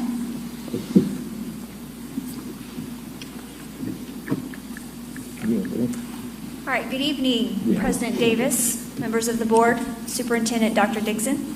I just wanted to provide you an update on where we are with reentry. You've heard a number of items around MOA, which certainly does factor into that. We are currently now in phase 4, which began October 5th. This means we have our students in all of our elementary campuses in face-to-face learning, and moving into phase 5, that will occur on November 9th, and that will bring all of our secondary students also. Currently, they're on campus 4 days a week, and starting November 9th, then they will have the option to move into that 5 days. So we're very excited about that. But then the next question that really comes to mind now is, as we're bringing students back, we're having larger populations of people on campus. What happens when our teachers get sick, our faculty members get sick, staff, students, and things of that nature? On this slide right here, you see a step-by-step scenario of what would happen if a teacher should get sick while on duty. I do want to clarify that what we do emphasize to our employees, and our expectation of our employees, is that they self-screen for symptoms related to COVID-19, and that they notify their supervisor if they're exhibiting any of those symptoms.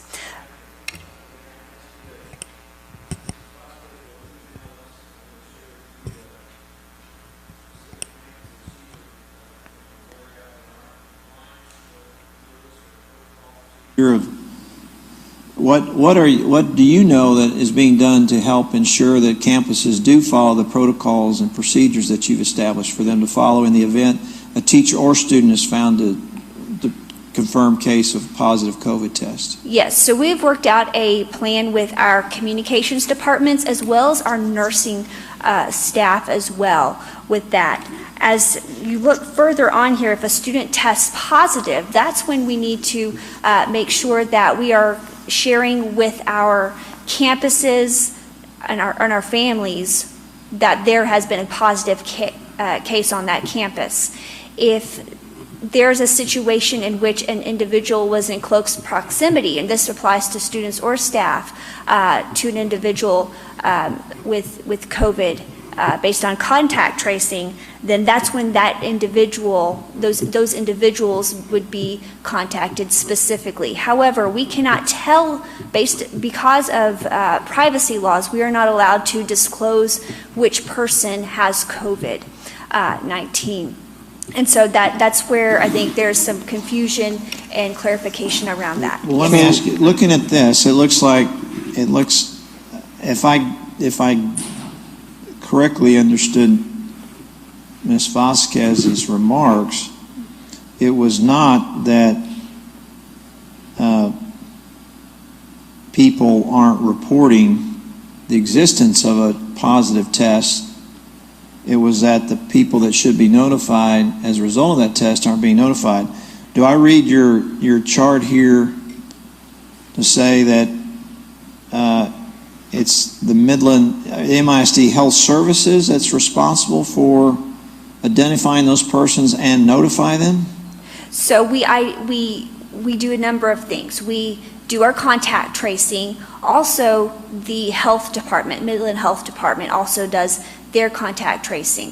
What we also do, though, is also share that information. So if I'm hearing your question and hearing also Ms. Vasquez's comment, there appears to be some concern regarding the consistency in which people are getting notifications. And my question is, who is responsible for notifying the persons that should be notified in accordance with the protocols and procedures?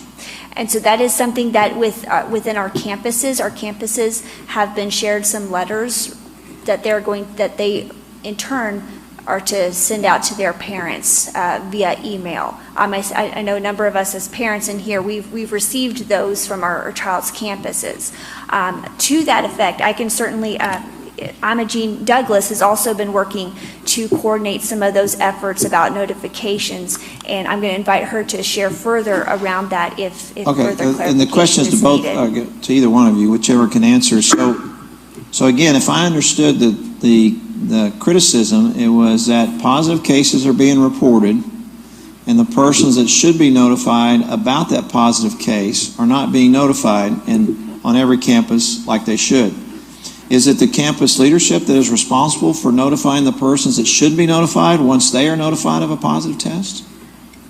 So if we're doing some contact tracing, that is where our nurses are doing that contact tracing, and the campus administration is then sharing out and following up with them. So we have a campus-specific So it's a protocol. two-step process. One, It you had is. to do the tracing to see who should be notified. Yes. And then the campus leadership is responsible for notifying those persons who have identified by tracing Yes. efforts.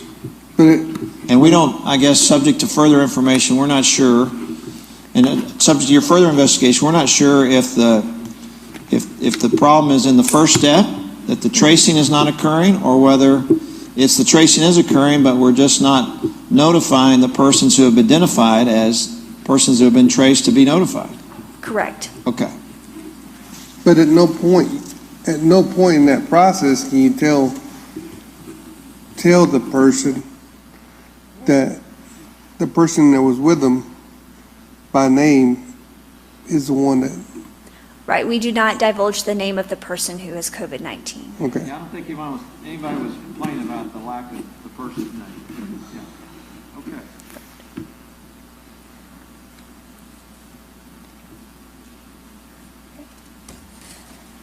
So moving on to what happens if a teacher gets sick, what happens if a student gets sick.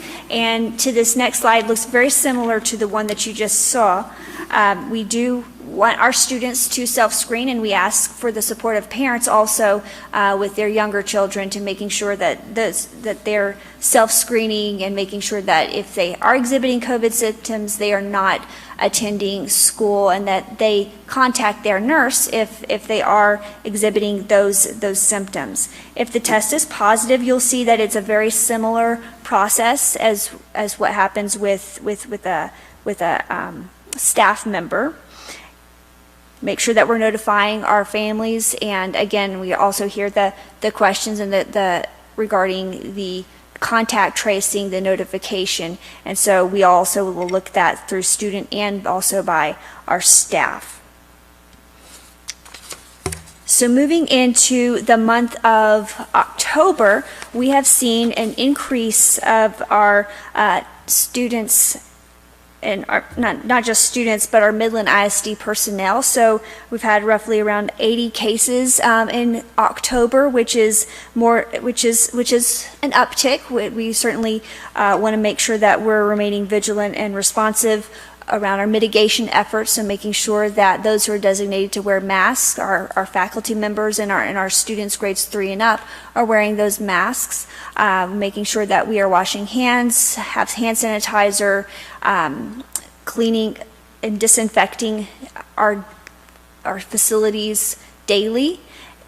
And all those mitigation efforts are going to make sure that we can hopefully slow the spread so that we don't have a situation, as what was referenced earlier, having further closures and things of that nature. What exactly this looks like as we move forward, we've seen, increases by week. I know we're looking at our weekly data that Midland Memorial Hospital does share that bi-weekly, and so by a weekly basis, and so that's very helpful to see as we're seeing how that's impacting our community. We have seen an uptick across our community, and we're continuing to make sure that we're monitoring how what that looks like on our campuses as well.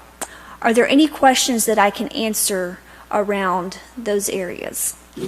Could you just give us a little bit of background on the discussion a while ago about 24 days versus 14? Because I did have a constituent call or email yesterday talking about. Certainly. There's some updates there that we're having further conversations with the health department, and Ms. Douglas will be happy to update you on that. That's all right. Good evening. For that extended quarantine time frame, we were notified by the Midland Health Department last week that for any household contact of a positive case, unless there's a circumstance where the positive case individual has a completely separated and self-contained living facility with its own kitchen, its own bathroom, and there's no traffic amongst family members, they are treating that as scenario 4 under the CDC's when to quarantine. So what that scenario tells us is when household contacts cannot avoid further close contact with the positive case, their quarantine time frame starts the day the positive case quarantine ends. So they go from the beginning, actually it starts from the time the person is diagnosed or identified, from the time they are symptomatic through that typically 10-day time frame. On that 10th day is when the household contact's 14-day quarantine begins. And the reason for the more stringent household quarantine in this area is because our community cases have been rising.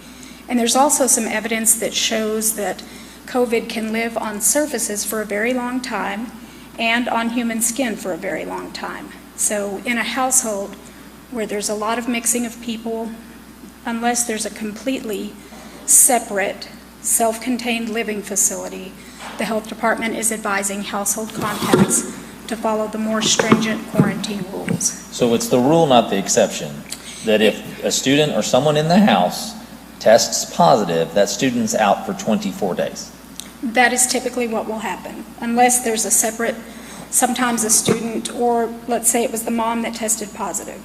If she's able to live in an RV and not have any traffic with the rest of the household, but those circumstances are few and far between, and then each quarantine time frame starts over with each positive case within the household. And so what is the district's, what do we do for parents for whatever reason that refuse to quarantine their kid and want to send their kid to school feeling that it's safer to be at school away from the person than at home with the person? Sure. So our nursing staff works very closely with our parents to help bridge that gap of understanding and meet needs in the household. We do some teaching. There are ways they can minimize transmission in their own households. And we've also shared with families that the best way to ensure that our students can come to school face-to-face and we can continue our operations is when we follow the recommended quarantine timeframes. Because we know the virus doesn't care about the time frames other than it behaves the way it behaves. So in the interest of continuing our operations and getting kids in face-to-face learning as much as possible, it's important that we follow those recommended quarantine timeframes. And what is the policy for contact exposure within a classroom? That's a good question, thank you. So anytime we get notified of a positive case, our nurses look at that case and we do some case management with that positive individual. We find out who came into close contact with that individual, and there's quite a bit of research that goes into each one of those cases. So we confirm close contacts not only with the positive individual, but following some contact tracing techniques with the classroom teacher, using seating charts, and not revealing information about the positive case when possible. We only share that on a need-to-know basis. You reference nurses. Yes, sir. How adequate is our nurse corps for dealing with this COVID? Thank you for that question. We have a nurse at each one of our campuses with the exception of Coleman, MAP, and Early College. And those campuses are cross-covered by registered nurses. We currently have a couple of nurses out on leave, and we're cross-covering those campuses. We also have a nurse who was a former full-time staff member who helps exclusively with contact tracing and COVID follow-up. Out of the 147 cases, what demographic is, has come in the highest? 15-year-olds, 12-year-olds, 6-year-olds, 9-year-olds? I would have to pull those numbers. I would say right now our highest number of cases is at our secondary campuses, positive cases. Our highest numbers at our secondary campuses.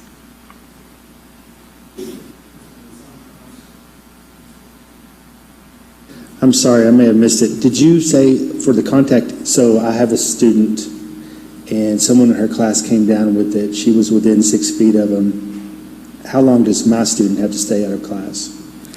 So your student is instructed to quarantine for 14 days from the time of exposure, because that's not a household contact. And we look back at the time of exposure and the time the student was symptomatic, because we know that students or individuals can transmit COVID for 2 days before they develop symptoms. So following contact tracing protocol, that's what we look back at. I know we haven't even finished the phase in because our secondary students are still on Friday virtual. Do we know what that looks like if cases continue to rise? What the pullback looks like? Would we go to the AB and then complete virtual? Would we jump just to virtual? Is that state regulated? That's a local decision? Yes, none of those parameters are state regulated. The CDC recommends that each district work in conjunction with their local health authorities. And we meet on a weekly basis with the Midland Health Department, our Emergency Command Center with the Sheriff's Department, and with Midland Memorial Hospital. And we work in conjunction with those local health authorities to make those decisions, working to maximize the academic availability on a face-to-face basis and minimize the disruption to our daily operations. Thank y'all. So who has ultimate authority in the sense, because I'm just going to throw a scenario out, but let's say I won't put I'll use another district, but let's say District A somewhere in Texas, the Board of Trustees will not take action. And let's say that in that same situation, that county, let's say the city council or the mayor won't take action. The pandemic keeps growing, the numbers keep getting out of hand. Is there an authority in town that eventually says, or does it go back to the governor? So there is not a mandate for any local health authority to make those decisions for the school district. The instructions from the CDC and from local health authorities have been that we look at each circumstance, because each circumstance is dynamic, and we look at all of the variables at play for that.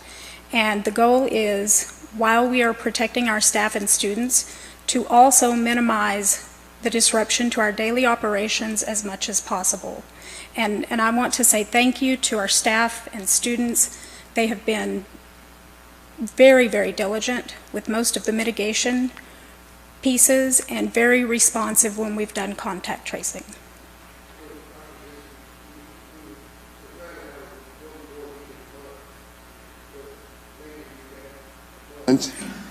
But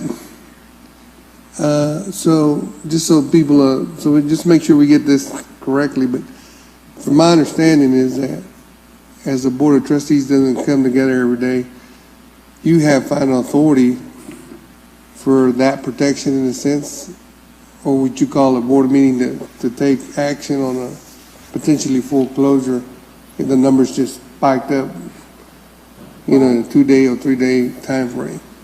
I think that I can close the school. I wouldn't do it without y'all knowing about it and getting your input.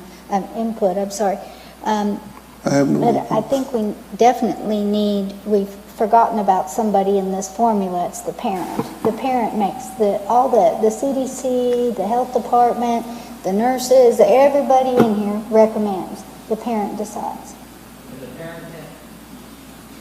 Which was my question to Ms. Douglas. The parent can decide, yes, even in a positive COVID environment, to send that child back to school, and there is no recourse for the district. Is that true? That is my understanding. So what we've shared with parents is there is always a reality consequence for our decisions.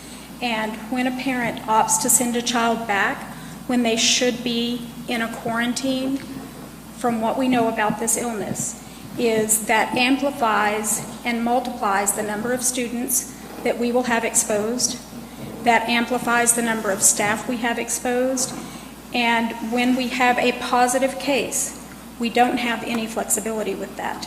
We know that COVID is highly transmissible, and it can cause multiple additional cases when someone comes back when they should be quarantining. And they are most infectious a couple of days before they develop symptoms.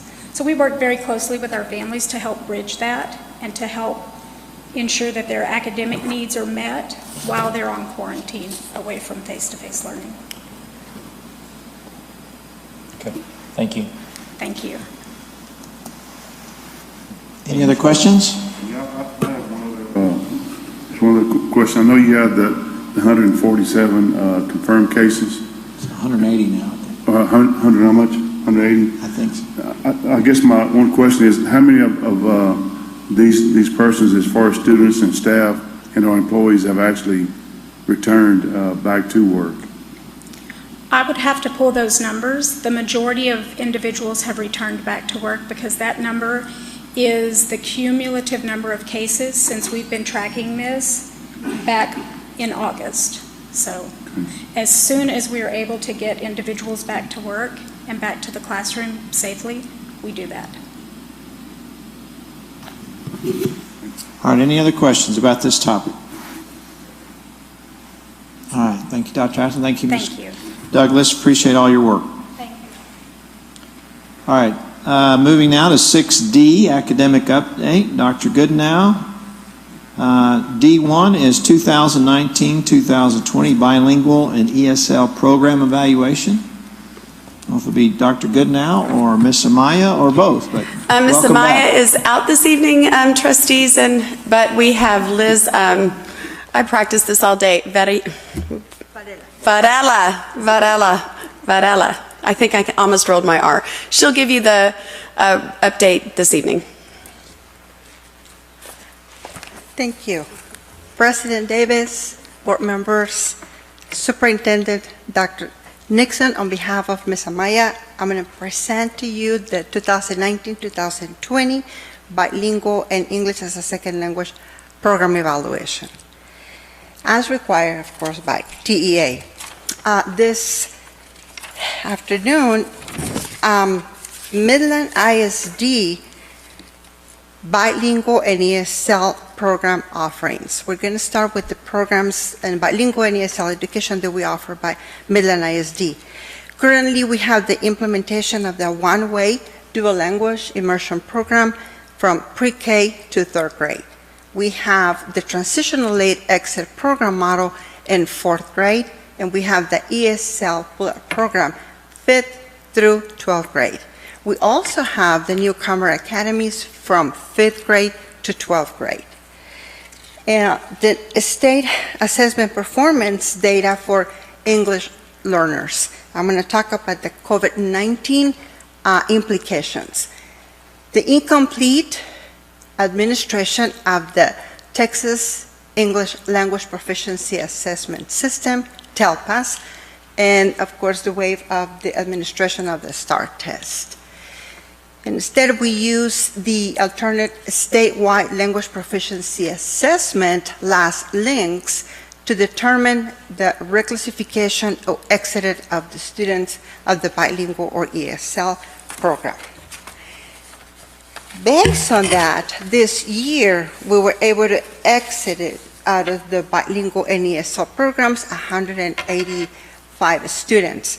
182 were exited from the bilingual education program, and I think there's 43 out of the ESL program. So it was based on one exit criteria, that it was the alternative assessment approved by TEA. Also, we have the professional development activities that we have right now going on for the 2020-2021 school year are the shelter instruction strategies and the content areas.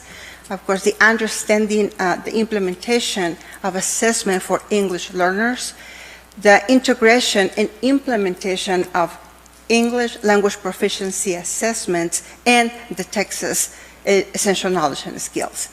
Just to mention some, of course, we have the strategies for effective reading, including, of course, in English and Spanish.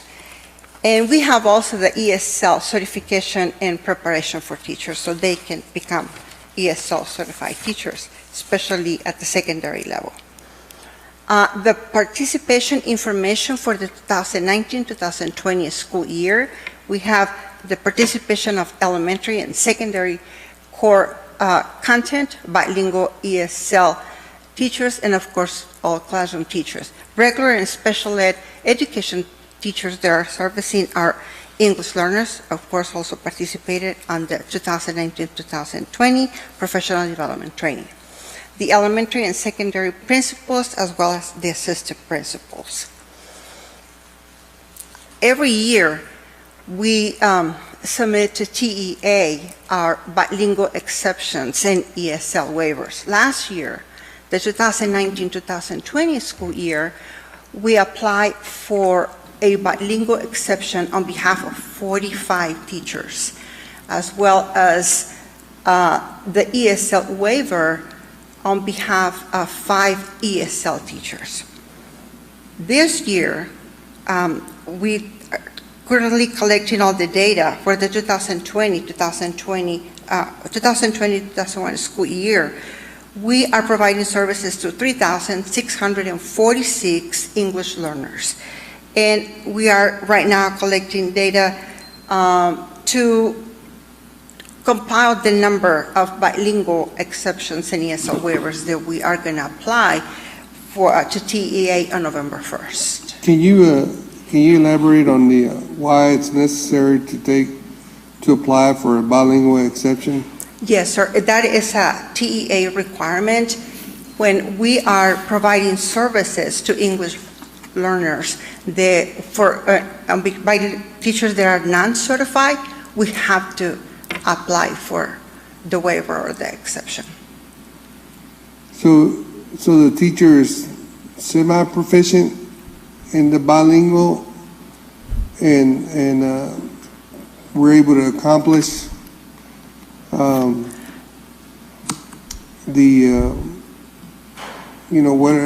whatever level they're at. The 45 teachers that we applied for last year, the bilingual exceptions, those are teachers that are not fully certified under the Texas Education HSC requirements. So they're bilingual, but they're not fully certified, yes. Yeah, they're not They fully still certified. need to pass either one test or another. Okay. Mhm. Any other questions? Thank you. Thank you. All right, next, board goals. I'll ask Ms. Rivera to sit in the hot seat next to me. So I think you'll see a theme in the academic update tonight, and that is that there is lacking data, and that's because of the data that we're not able to obtain last year without having STAR. So that said, we did look in the summer, and we recommended that we would look at the BOI that the state of Texas provided, the beginning of the year assessment, which was really an online assessment that would test or assess students on their mastery of standards from last year's curriculum. So maybe a similar and kind of a ballpark range for what our STAR assessment might have been, but also understanding we would have COVID slide in that. The plan was to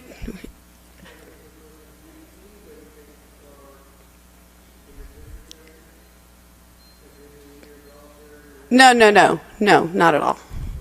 So that said, we did administer the BOI. I think we had upwards of 400 or 500 students who didn't take the assessment, so we're lacking data there. And then also, when you look at the data, it was just really unreliable. It was hard to see any kind of trend.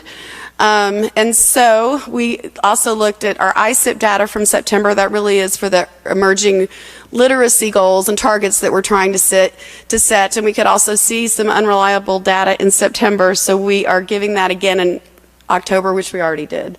And then we continued to try to say, how can we set targets? I think Lone Star Governance did give us an opportunity to potentially use this year as a baseline, but we have high expectations of Midland ISD, and that still didn't seem like maybe in the best interest for us to continue to push to reach the board goals for 2025. So looking at really the triangulation of data, because we just gave our 9-week checkpoint, which tests this 9 week of curriculum. looking at the ISIP data from September and October, looking at Imagine Learning data as well, and then also our Achieve 3000 data. We're really going to bring together a small group, a task force of the data gurus on campuses, principals or their designees, and folks in Central who also are data geeks to look at all of those data points and set what we believe is a reasonable target.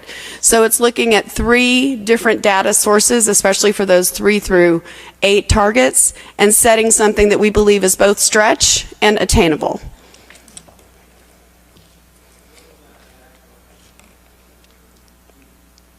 Jill? Yeah. I'll let Jill fill you in on the details. We hope to bring this to you in November, but we should be able to. Good evening, Mr. Davis, board members, Dr. Dixon, Mr. Pounds. Thank you again for the opportunity to talk just a little bit more about Lone Star governance and our board goals. We spent a lot of time this summer really working through what those goals should be, as well as our updated goal progress measures, constraints, etc. So really what's happening right now is we're actually realizing the data that our students are producing. And so like Dr. Goodnow just said, we really counted on, and I know when I came to y'all in July in the board workshop, really counted on that beginning of year TEA assessment data to really be the mark for us to go back and calibrate to see when we set those targets early last spring, if those were really the true targets that we needed to try to attain in order to meet 2021 and put us on the trajectory to meet 2025 goals. So what we found when we administered the beginning of year TEA assessment, which is current enrolled grade level taking the prior year assessment, is that we're seeing lots of holes in the data, which we expected due to COVID, quite honestly. But now we're in a fortunate situation where we can take that beginning of year TEA assessment data, not as a data set all by itself, but now we can look at how are those kids also performing in iStation, how are they performing in Imagine Math, how are they performing in Achieve 3000 in our junior high, which is a newly purchased literacy product that we're really excited to see the growth in. And then also we have our 9-week district checkpoint, which is the data set that we want to use for the targets to measure goal 2 anyway. So now we have multiple data sets where we can actually see trends, put all of those pieces together, put that data in front of the task force, and then let that group of people really decide, are these smart targets for the goal progress measures to get us where we need to be in 2025. For those of us that have been through the process with this board the past 3 years, we know we underperformed, and we know that we learned a lot in the goal setting part of that initial Lone Star governance process. So what we really, really, really want to ensure is that are the targets appropriate to be SMART, all of those pieces, specific, measurable, attainable, realistic, time-bound, but also stretch to ensure that we are moving kids beyond on grade level. You know, our goals are always on or above. So we, not hope, because we've talked before that hope is not a strategy. And thank you for always calling me on that, because I appreciate it, and I do believe that. We need to be very intentional about how we set those targets. So with the multiple data sets that we have collected now, we know that we have the right data in front of the right people to really look at the targets to ensure that those are the right targets to bring to the board for formal approval in November. We know the importance of getting those approved by the board for all the next steps that those targets and those goals lead to.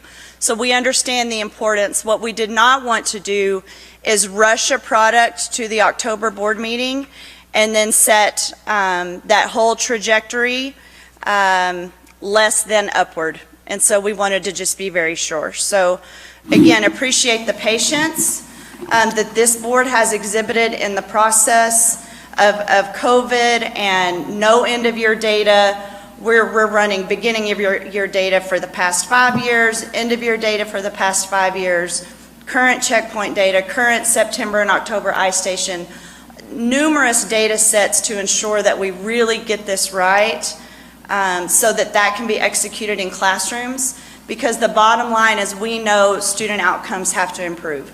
And we know that's done at the classroom level, with administrator support, with district office support of those campuses. And so it's really important to us that we get it right, bring it to the public, bring it to the board, and then realize the action that it takes to get there. So we know we have this.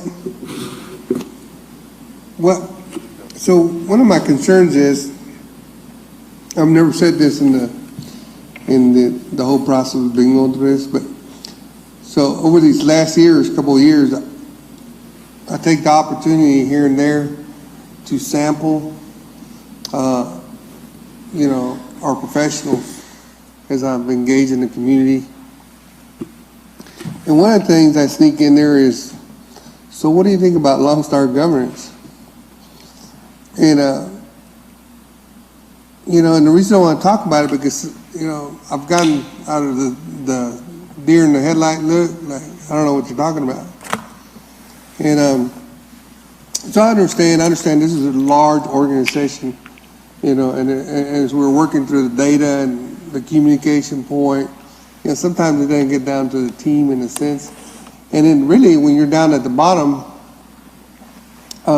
which I've been there plenty of times, is the fact that all you want to do is do the normal deal that you do every day, which is teach these kids how to do this. You're on the next lesson plan, so this Lone Star governance up here, in actuality, I mean, your goal is to accomplish it in a sense, but you're not actually in tune as to what it means.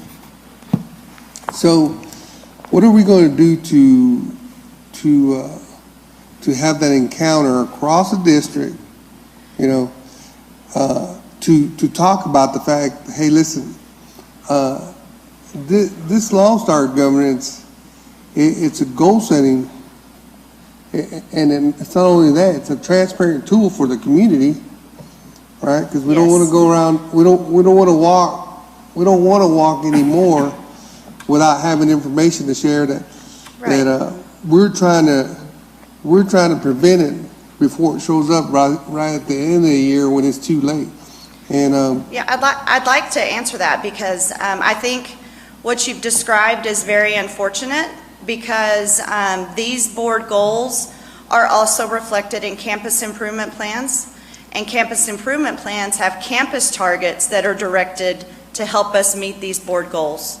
So while there may be a disconnect between my campus goal, which impacts my classroom goal, which impacts my reading group goal, we have to do a better job of bridging what that looks like for the overall district. And so I think that we can do that. And working with principals, with them working with their teams, to help them understand that your classroom goal is to achieve your campus goal. All of our campus goals are built to achieve the district goals. And so I think it's just a concentrated communication effort at every level to truly understand what we're trying to accomplish. Yeah, so the other thing I want to say is that, I got a fanfare, so I get a lot of emails. But one of the things I tell people is that, I, Robert Marcus, I believe in autonomy. And what I tell people is that it's the professionals that are coming up with the numbers. There's a collaboration and agreement through the professionals as to how we're going to accomplish this goals.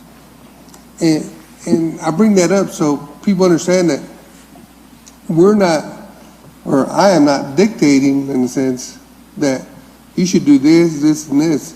It's been about collaboration through the professionals to come up with a solution, with the autonomy part, the system of great schools, the partnerships, there's a lot of beauty in that. And I have no doubt that in the future, that this item has brought us all together so we can move forward in a positive way. And, but like I said, I just want to make sure that as we're talking about it, that people understand that yeah, it is a collaboration all the way down to the bottom, and that teachers aren't getting left out, to fend for themselves. That there's a communication as to how, Absolutely. with the independence of. And if that is the case, then we need to do a better job of, at the classroom level, do we truly understand what we are trying to accomplish to get there? And so I will own that as part of teaching and learning. And, our team is dedicated and committed to this. And it is a collaborative effort between the board and those of us on this side of the stage. And so we want to be better and we want to improve student outcomes. And there's no teacher that comes to work in our district on a daily basis that doesn't come to do a good job. And so how can we find their strengths, help pair their weaknesses with someone that has that strength, continue to build capacity to really get our kids there. That's what we all want. And I personally want to say that I am so proud. I'm so proud to have gone through this because, the transformation that's happened, because it's a collaboration from the entire, from the board, the leadership, and then a lot of, from what I've seen, professionals that through that collaboration, Midland ISD has moved way forward.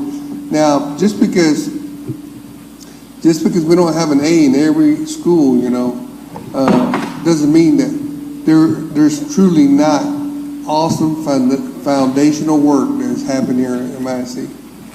Absolutely, and thank you. And the work is not done. We're not even close to being there. That ultimate, ultra powerful 3-letter word of yet. We are not there yet, and we will work hard to get our kids there. Mr. Rivera, I want to talk about the process a little bit for the school board because I know we're in a rush to get these goals approved. Is there a workshop schedule for us to get with y'all and get on the same page? Because prior to us approving these goals, whether it be in November, December, we've got to go out to the community and get their input too. And so as part of this Lone Star governance, we've got a couple of steps we've got to get in there before we go approve something. Sure, and I'll work with Dr. Dixon and Mr. Pounds to get something like that set up, especially, the 9-week checkpoint deadline was scanned today, so we will start turning data around tomorrow and get all of those data sets ready to put in front of our task force to really ensure that those targets are appropriate so we can get them to you and then that trickle-down effect to turn it around by November. Part of the reason why I asked that is because Mr. Doreen asked me a question. I was following up on it with Region 18 was show us where Lone Star Governance is working. Tell us where those numbers are happening. And part of Mr. Lee's response to me was in school districts that are certified numbers are 75 or better, they're likely to score 2 times better in a gap, additional gap over the state if they score 75 or better on their Lone Star Governance review. What we've seen at this board, and this is something we have to hold ourselves accountable for because people ask us, and we definitely have to hold ourselves accountable. We've seen scores ranging from 56 to 62. And so that's not getting the job done. So that's on us. And so I'm saying to you, we've got to determine ourselves how we're going to make this happen because we're asking y'all to be all in. We've got to do the same. I agree. In fact, in doing this work, a lot of questions have transpired since COVID-19, and we didn't have end-of-year data. Now it's time to reset our targets, reset our goals. And so I've also reached out to Larry Lee. I'm like, can we use 2021 as a baseline year to really get good data to then set, the next 4 years after we have baseline this year? And he said, that's something I would have to take to the agency, but your board would not get the points on their scorecard that they need. And I knew right then that that's not going to work for us and our board. So we want to continue to just monitor the data sets, put the right targets in place so that collaboratively and holding each side accountable, that we really are focused on improving the student outcomes. And I think why you say that, the points are important to us to get that, but only because if we don't get to the 75 level, we probably haven't done our job Absolutely. appropriately. Is there I know we want sooner rather than later. Do we have a deadline from the state to get these done? I mean, everyone's facing the same challenge. We really don't, according to Lone Star governance. I think with this board, there are some things pending that these targets are going to be important to inform. So, and also for campus improvement plans, for the district improvement plan, we need targets so that we know how to accomplish that at the classroom level, campus level, district level. So the later we get, the less time we have to accomplish the target. And the part that concerns me most is that as we're going through this COVID and all, some of the data, even though you're trying to deep down as far as possible and get the data, is that we need to make sure our calibration to these goals are in tune, to best of its ability. Because once we agree, now we just, we set it in stone, and we're not very flexible. It seems like we're not very flexible when it comes to the setting it in stone. And it's a very difficult time to do it because of the COVID and the lack of data. But we have to move forward. We do have an HB3 deadline too, so these goals will satisfy the requirement from HB3, and that is January. I think we have to have those approved by January. All right, if y'all would, if Ms. Rivera and Dr. Goodnow, if y'all would please, once you've completed your data gathering exercise, and once the task force and the teach and learning team have collectively reviewed the data and come up with their assessment, then I ask you to please get with Dr. Dixon, do schedule that workshop, because that will be the first time that we'll all get together and get the benefit of the data collection and your assessment. And then we'll talk about whether we're ready to set preliminarily those goals, because as been noted, the next step, once those have been set, is to go out to the community, publicize them, get their feedback before we finalize them. And so that'll be important steps. Unfortunately, that'll mean further delay, if you will, in getting them established, but that's just one of the many consequences of the COVID pandemic that is affecting education. But that's still the process that we need to follow in order to get those goals set. So thank y'all for that. Yes, and just again, appreciate the patience with all of this unprecedented everything. Your patience is really appreciated, and we want to do the best job that we can do. So thank you for the time. All right, thank y'all. Next, on item 6D. Oh, is there more? We'll bring up Mr. Horner certainly for item 6. Oh, you have some good news to share with us. I do. I just want to celebrate for just a moment the 5 schools that put Midland on the map for math. And just really quickly show you some happy faces before we move into more goal setting. So you can just scroll through these. This was really a wonderful day just a little over a week ago at Scarborough Elementary, where we celebrated 5 schools, Scarborough being one, and we'll go through the others that were some of the top 5 in the whole entire country. And really, I think maybe one of the only districts that had that many who exceeded any kind of expectation for Imagine Math. And so we're super excited about this. Thank you, Trustee Fuller, for showing up at Pease in Washington. My favorite question that the presenter asked the students was at Washington, and he often said, like, when do you need math, and what jobs do you need math in, and of course aeronautics and rockets and all that. But when one little girl raised her hand and said, you need math for everything, I got chills. So I loved it. Also came from a young lady. That said, happy faces, and these are our future scholars that are going to be graduating career and college ready. And so Mr. Horner will present the overview of that plan, also a requirement from HB3.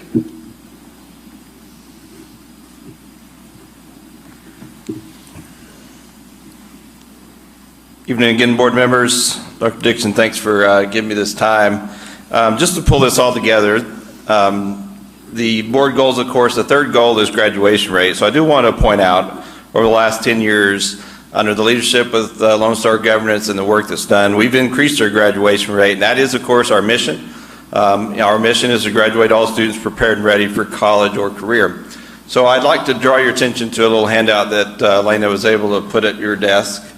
The back page, so this is a public facing draft document right now. It's still not ready for full publication, but this is just a little overview of the 9 months worth of work that staff at secondary levels have worked with preparing a college, career, military ready strategic plan. So on the very back page, you'll see 10 ways that a student can graduate considered CCMR ready. So give me that acronym so I don't have to say that every time. So CCMR. There are 10 ways. I'll just point out a couple of these. Score a 3 or higher in advanced placement test. Earn an associate's degree. Earn an IBC, an industry-based certificate. Enlist in the U.S. Armed Forces. Complete a level 1 or 2 certificate through a dual credit college program, such as what we get with our college career academies. Meets criteria in both TSIA, ACT, or SAT. So when you hear me say TSIA, the Texas Success Initiative, Texas combines all of these tests and calls them TSIA, but there's a TSI test that prepares you, that the colleges use to go into dual credit, qualified or beyond, the ACT and the SAT. And the last one I'll point out that's worth note, 3 or more hours dual credit in English or math, or more than 9 or more hours across all subjects. So that is the 10 ways on this page that you can be considered a graduate as CCMR criteria. So over the last 9 months, and this was pre-COVID, we started this work because originally the board was required to approve a CCMR goals before now. Extension was given once we had to shut down for COVID, but that's the House Bill 3 that Dr. Goodnow has mentioned, piece that will require strategic goals to be approved. So in the plan, which you have linked in your board book, you'll see multiple pages. You'll see 4 overarching goals. The first goal, and of course I'm going to say this because board goals line us up for graduation rate, but the CCMR goals line us up to ensure that they're prepared or ready once they graduate. So the overarching goal is to raise the general number of any one of those 10 criteria that graduate CCMR ready. The second goal, which is very much in line with the first goal, is percent of TSI students graduating, with TSI being the portion that qualifies them. The third one is a very specific goal on AP. Quite simply, when the task force got together and looked at this data, these 3 sub-goals were the main focus because they were both the most leverageable and the places that we believe we could succeed at the highest level, as well as the greatest need in comparison to our region and the state average. The fourth and final goal is the IBC. So I'm going to point out, you'll see some small numbers there, 3.6% raised to 7.5%. We've had some discussions about the industry-based certificates in different settings. TEA has done a better job of providing a list, and of course those level 1 or 2 certificates that are not in this goal specifically are not listed in the goals, but are one of the ways. But IBCs are one of the ways that we're definitely paying attention to focus on. That would be the welding certificate or the culinary arts certificate, the industry-based certificate where they can go right out and go to work into the workforce. A good example is we have all of our students take the OSHA certificates when we graduate, when we go through the Patrolman Academy courses. So adding to the pathways, adding to the abilities to take, strategic pathways, testing, resulting in taking an IBC. You might be wondering why such low numbers. Well, the state average is right around 4.5% on the last data. Last thing I'll close with before I open up to questions, if there may be any, is so this one I feel confident in the numbers because remember graduation rate and all the data associated with it is always a lagging data point, it's always a year behind. So you'll see class of, like we have in the graduation board goal. I'll also point out, I asked the board for the pleasure of not putting this under board goals for one reason, and that's because the lagging data makes it really almost impossible to progress measure because it's so far behind. But again, I'll say this really bookends well the board goals and aligns with our mission. So with that said, I'll open it up to questions or feedback, and of course this is not an action item, but I would consider in the future we would bring it back as an action item. I've got a question. So, college and career ready, right? Yes, sir. So, do we not get any extra credit for all the students that already receive a degree from Midland College?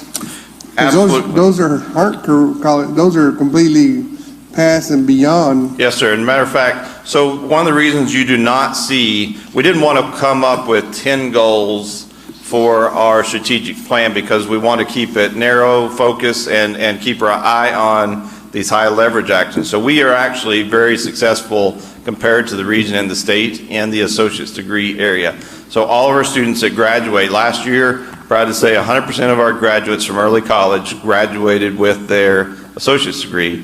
We had a couple, that graduated with their associate's degree outside of early college, or at least one, I should say. So those students all count under number 2 as earn an associate's degree. So yes, sir, we do get credit. However, we didn't make that a major focus on the strategic targets because that is an area that we're being successful with. We want to focus on some areas that we have more room for improvement. But did you get extra credit, or is it the same? No, sir, all the same credit. As a matter of fact, unfortunately, that same associate's degree also has the 9 or more hours. They also have the TSI credit. They also are doing well in ACT. So they're in multiple areas, but they count as a 1 point for us, not more than 1 point. Okay, well, I wish we could go change it tomorrow, but I think it's really a disservice to an MISD because there's so many things that are being strived for that are way beyond, and it shouldn't be compared as a one. You know what I mean? You should be allowed, some extra credit for it because of the extra effort and work that's gone in it. Because if a student receives 2 degrees, a high school diploma and a college diploma, absolutely, that's not apples to apples there. I mean, sure. that's well, and just a reminder, our intent and the intention of the reason behind the way they do their points is we want to find a way to get every student, and unfortunately, only a certain number of students get to go to early college. And generally speaking, it's really, really difficult, task to graduate with an associate's degree outside of early college. So in comparison of our 1,400 graduates or our 1,300 graduates at Midland High and Lee High School, those numbers are so much smaller. So we want to find ways to get a point for all of them. So. Right. All right, any other questions or comments about this topic, college, career, and military readiness goals? All right, good work, Mr. Horner. Thank you very much for all the effort and your team. Thank you, sir. All right, next, 6E, Innovation Update. Dr. Kale, welcome.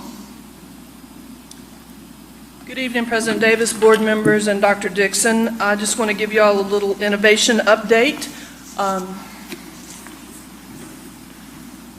3 things I'm going to go over is just a slight SGS update, Coleman High School redesign, and then give you an update on the call for quality. As you know, there are 4 levers in the system of great school work. I'm going to go over level 3 this evening, which is a very important lever because it empowers our families to make choice for their school options for what best meets their family needs and to overcome barriers for attendance at the schools that they choose. As you can see, in 1920, we were in development on lever 3 with equitable enrollment policies, school choice info, and equitable enrollment processes. So that year we began improving policies and the process for that system. And I'm happy to say that this year we have moved to green across the board. If you can go ahead and go to the next slide, please. When you look at the green across the board, when we talk about policies, we spent a lot of time the last 2 years on developing policies. And now within the Office of Student Services, under the Executive Director, Jill McCall, there is great work going on there with Apply Midland. We're very excited about what she's done with that and how she's moved it to the next level as we move toward a blue level in that area for full implementation for this coming school year. That the work that she's done to support the Family Support Center and the Apply Midland School portal has been significant, as we had over 8,700 applications, or 8,700 families select to use that portal for a total of 11,470 applications. So as we move through choice across the district, not just partnerships, across the district, and we look at transfers, we're making huge improvement there, and we're very excited about that. As we move into looking at a high-quality seat analysis, this is only for partnership schools. I'm happy to do this for all of our schools if you'd like us to. I just wanted to point out two specific points. Number one, 53% of new students to the partnership campuses came from schools in 1920 that were rated D or F. That's pretty significant. And granted, a lot of them are the Travis students that have gone from Travis to IDEA Travis, which was over 500 of those students, which we're excited about that as well, to be served in their neighborhood campus. Additionally, out of the 1,573 students that transferred from those Midland ISD campuses, so they were our kids last year, they're still our kids, 74% of those kids transferred from 1920 D and F campuses. So as we talk about increasing the number of high-quality seats, this is one way we're doing it. We're doing it multiple ways, but this is just one way. So I just wanted you to be aware of that. When we talk about the Coleman High School update for where we are in the redesign, we have been diligently working in collaboration with the campus and Mr. Horner toward community, staff, and student feedback toward the redesign. We think that's a critical component. And we are now looking deeply into the potential career pathways and what those discussions are to work for those students that we have there. We're looking at logistical pathways for student needs and looking at what will work best, both from an economical standpoint, as well as what a student profile on that campus looks like, as well as how could the community to support us. I'm not ready to reveal what those are in a public board meeting at this point, but I can tell you that we are making positive progress toward that pathway. And then finally, when we talk about call for quality, just wanted to let you know that of the applications we received this year, we received 0 whole school model applications, 3 programmatic applications, and 6 talent pipeline models applications. And we are currently in the process of vetting those applications and potentially setting up interviews. That is all I have this evening. I have kind of basically, I guess it should be an apology, because here recently, publicly, I said something about a system of great schools, you know, and I'm apologizing if I gave the wrong intent, because I think I did a poor disservice in the definition of it. But, you know, as we started this process some years back now, you know, one of the things we discussed is that a system of great schools, there's not an A definition out there. You know, each community will define the system of great schools. But I said that, and then I'm actually, you know, like I said, I'm apologizing because I think I'm wrong. You know, I think that we've kind of defined it already. I think in 3+ years, I think there's been enough discussion that through the actions that the board has taken that we've already started really defining what the system of great schools is, which is people want choice and people want quality educational seats. And I think we've moved there. I'm extremely proud of the work that's been done. I'm extremely proud of the grants, TEA that supported us through that process, the money that they've given us, and the money we received from, everyone that's been involved in this community, from foundations and so forth. So if there was a misunderstanding in that, I personally want to apologize, because I really believe in the system of great schools, and I think we're there already. And so for me to say that we're still looking for the definition, I was wrong. So I just want to say that we are there. We're men and asked for diversity and choice, and I think we've delivered. Thank you. Any other questions or comments for Dr. Kale about this topic? All right, move to 6F, staffing. That's a staffing report, which is a report only on page 201 of the meeting packet. Unless there are any questions for Mr. Bailey, we'll move on to our action item. I do have a question, Mr. President. Okay, go ahead.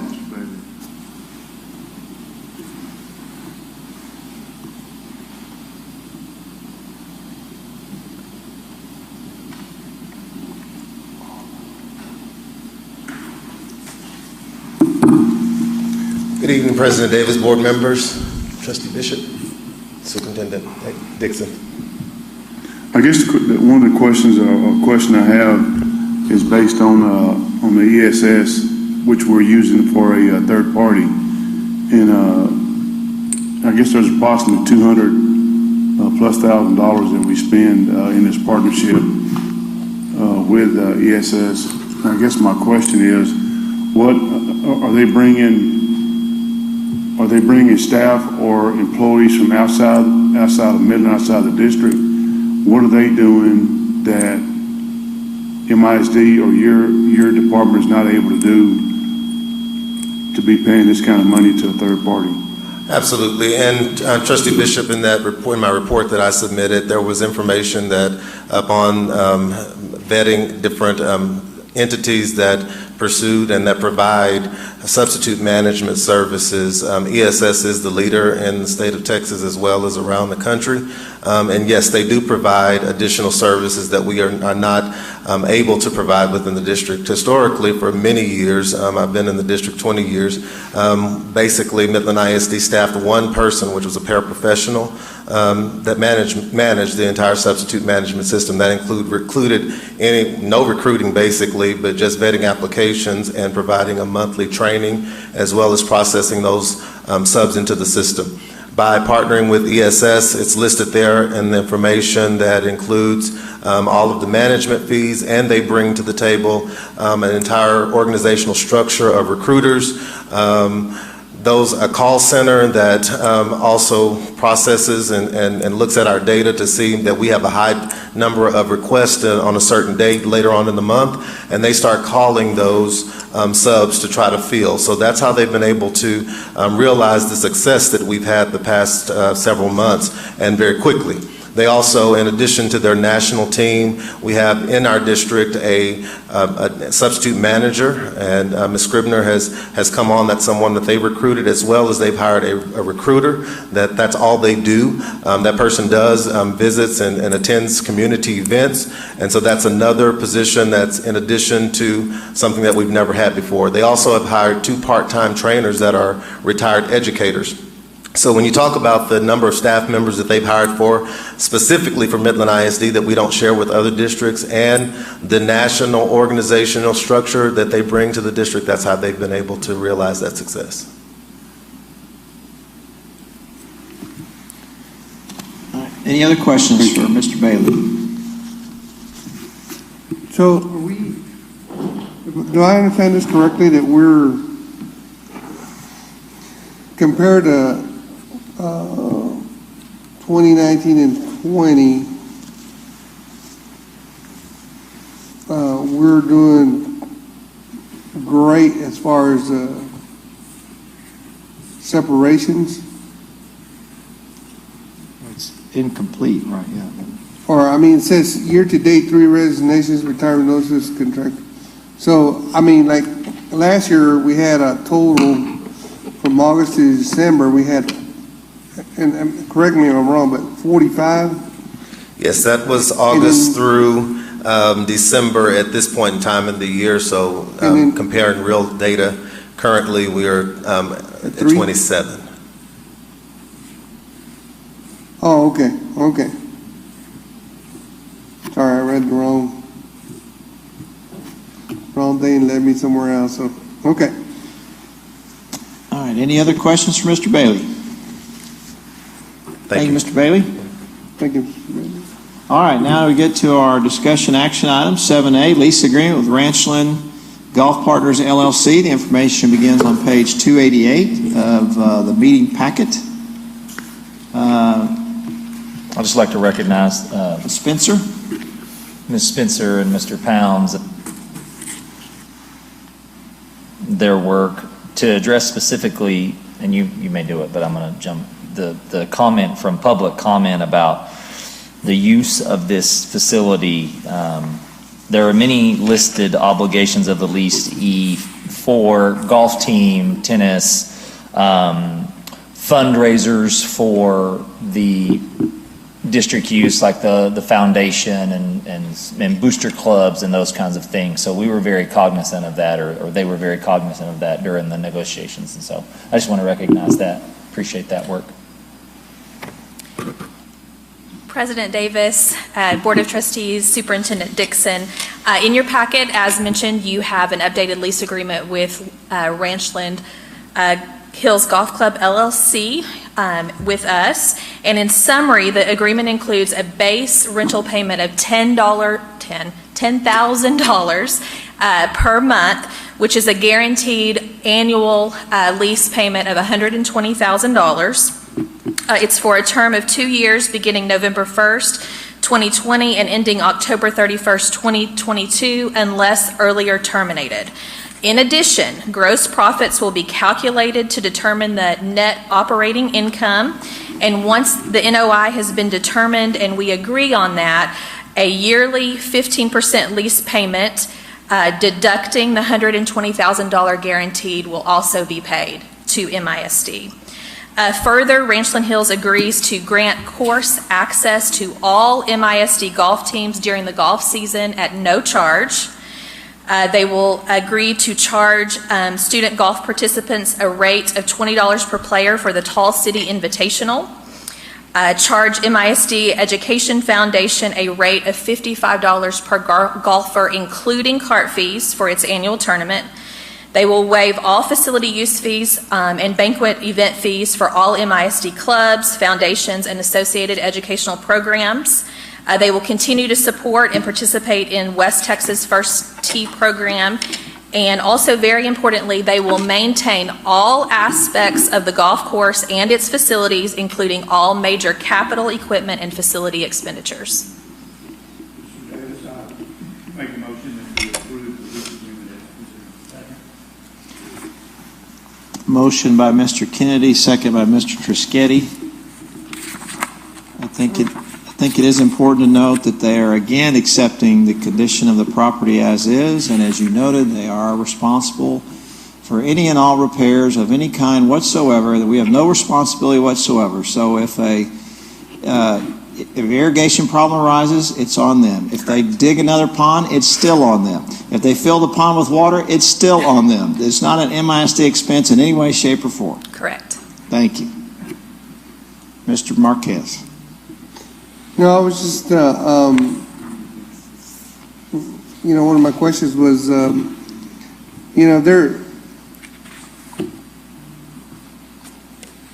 if something arises like as a problem, because they're really not an MISD entity, they're a private entity. Is there someone there to is there going to be somewhere to kind of buffer that? I guess that whatever complaint might come up, or is that you? That's it. Yeah.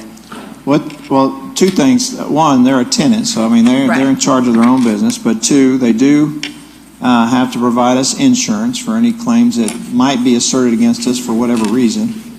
And in addition, there were negotiations up until today. They will also be providing us a list of all employees so that we're able to, if needed, run our own background checks to make sure that anyone who is interacting with our children meets the same standards that we would expect in our own facilities.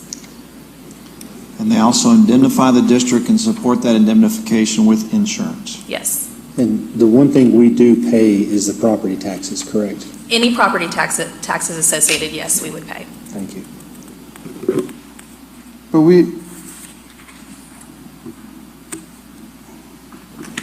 I thought we didn't pay the.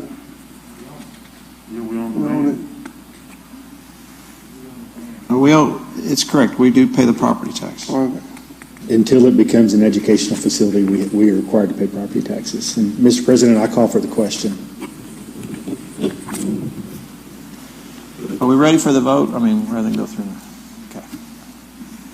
One thing it does not do, Mr. Hinojos, there's no special provisions for life skills. I'm sorry that that's not included in there. We didn't, I mean, they are their own business, but we will promise you that we'll work with them and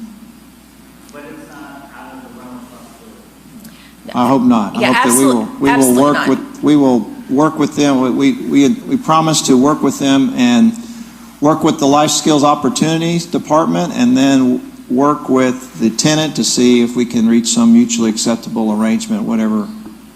We will work towards that effort, but no, it is not specifically in the lease agreement. Okay. All right, we ready for the vote? All those in favor, please raise your right hand. It's unanimous. Thank you. Thank you very much, Mr. Spencer and Mr. Pounds for all the work that went into that. All right, it is now 8:32 p.m. and we will go into executive session in accordance with sections 551.071, .072, .074, and .076 of the Texas Government Code. There's not anticipated any actions arising from closed session, but in the event there is, that will be agenda item number 9. Thank you all very much. All right, it is 10:21 p.m. and we are emerging from closed session. There are no action items arising from closed session, so we are adjourned. Thank you.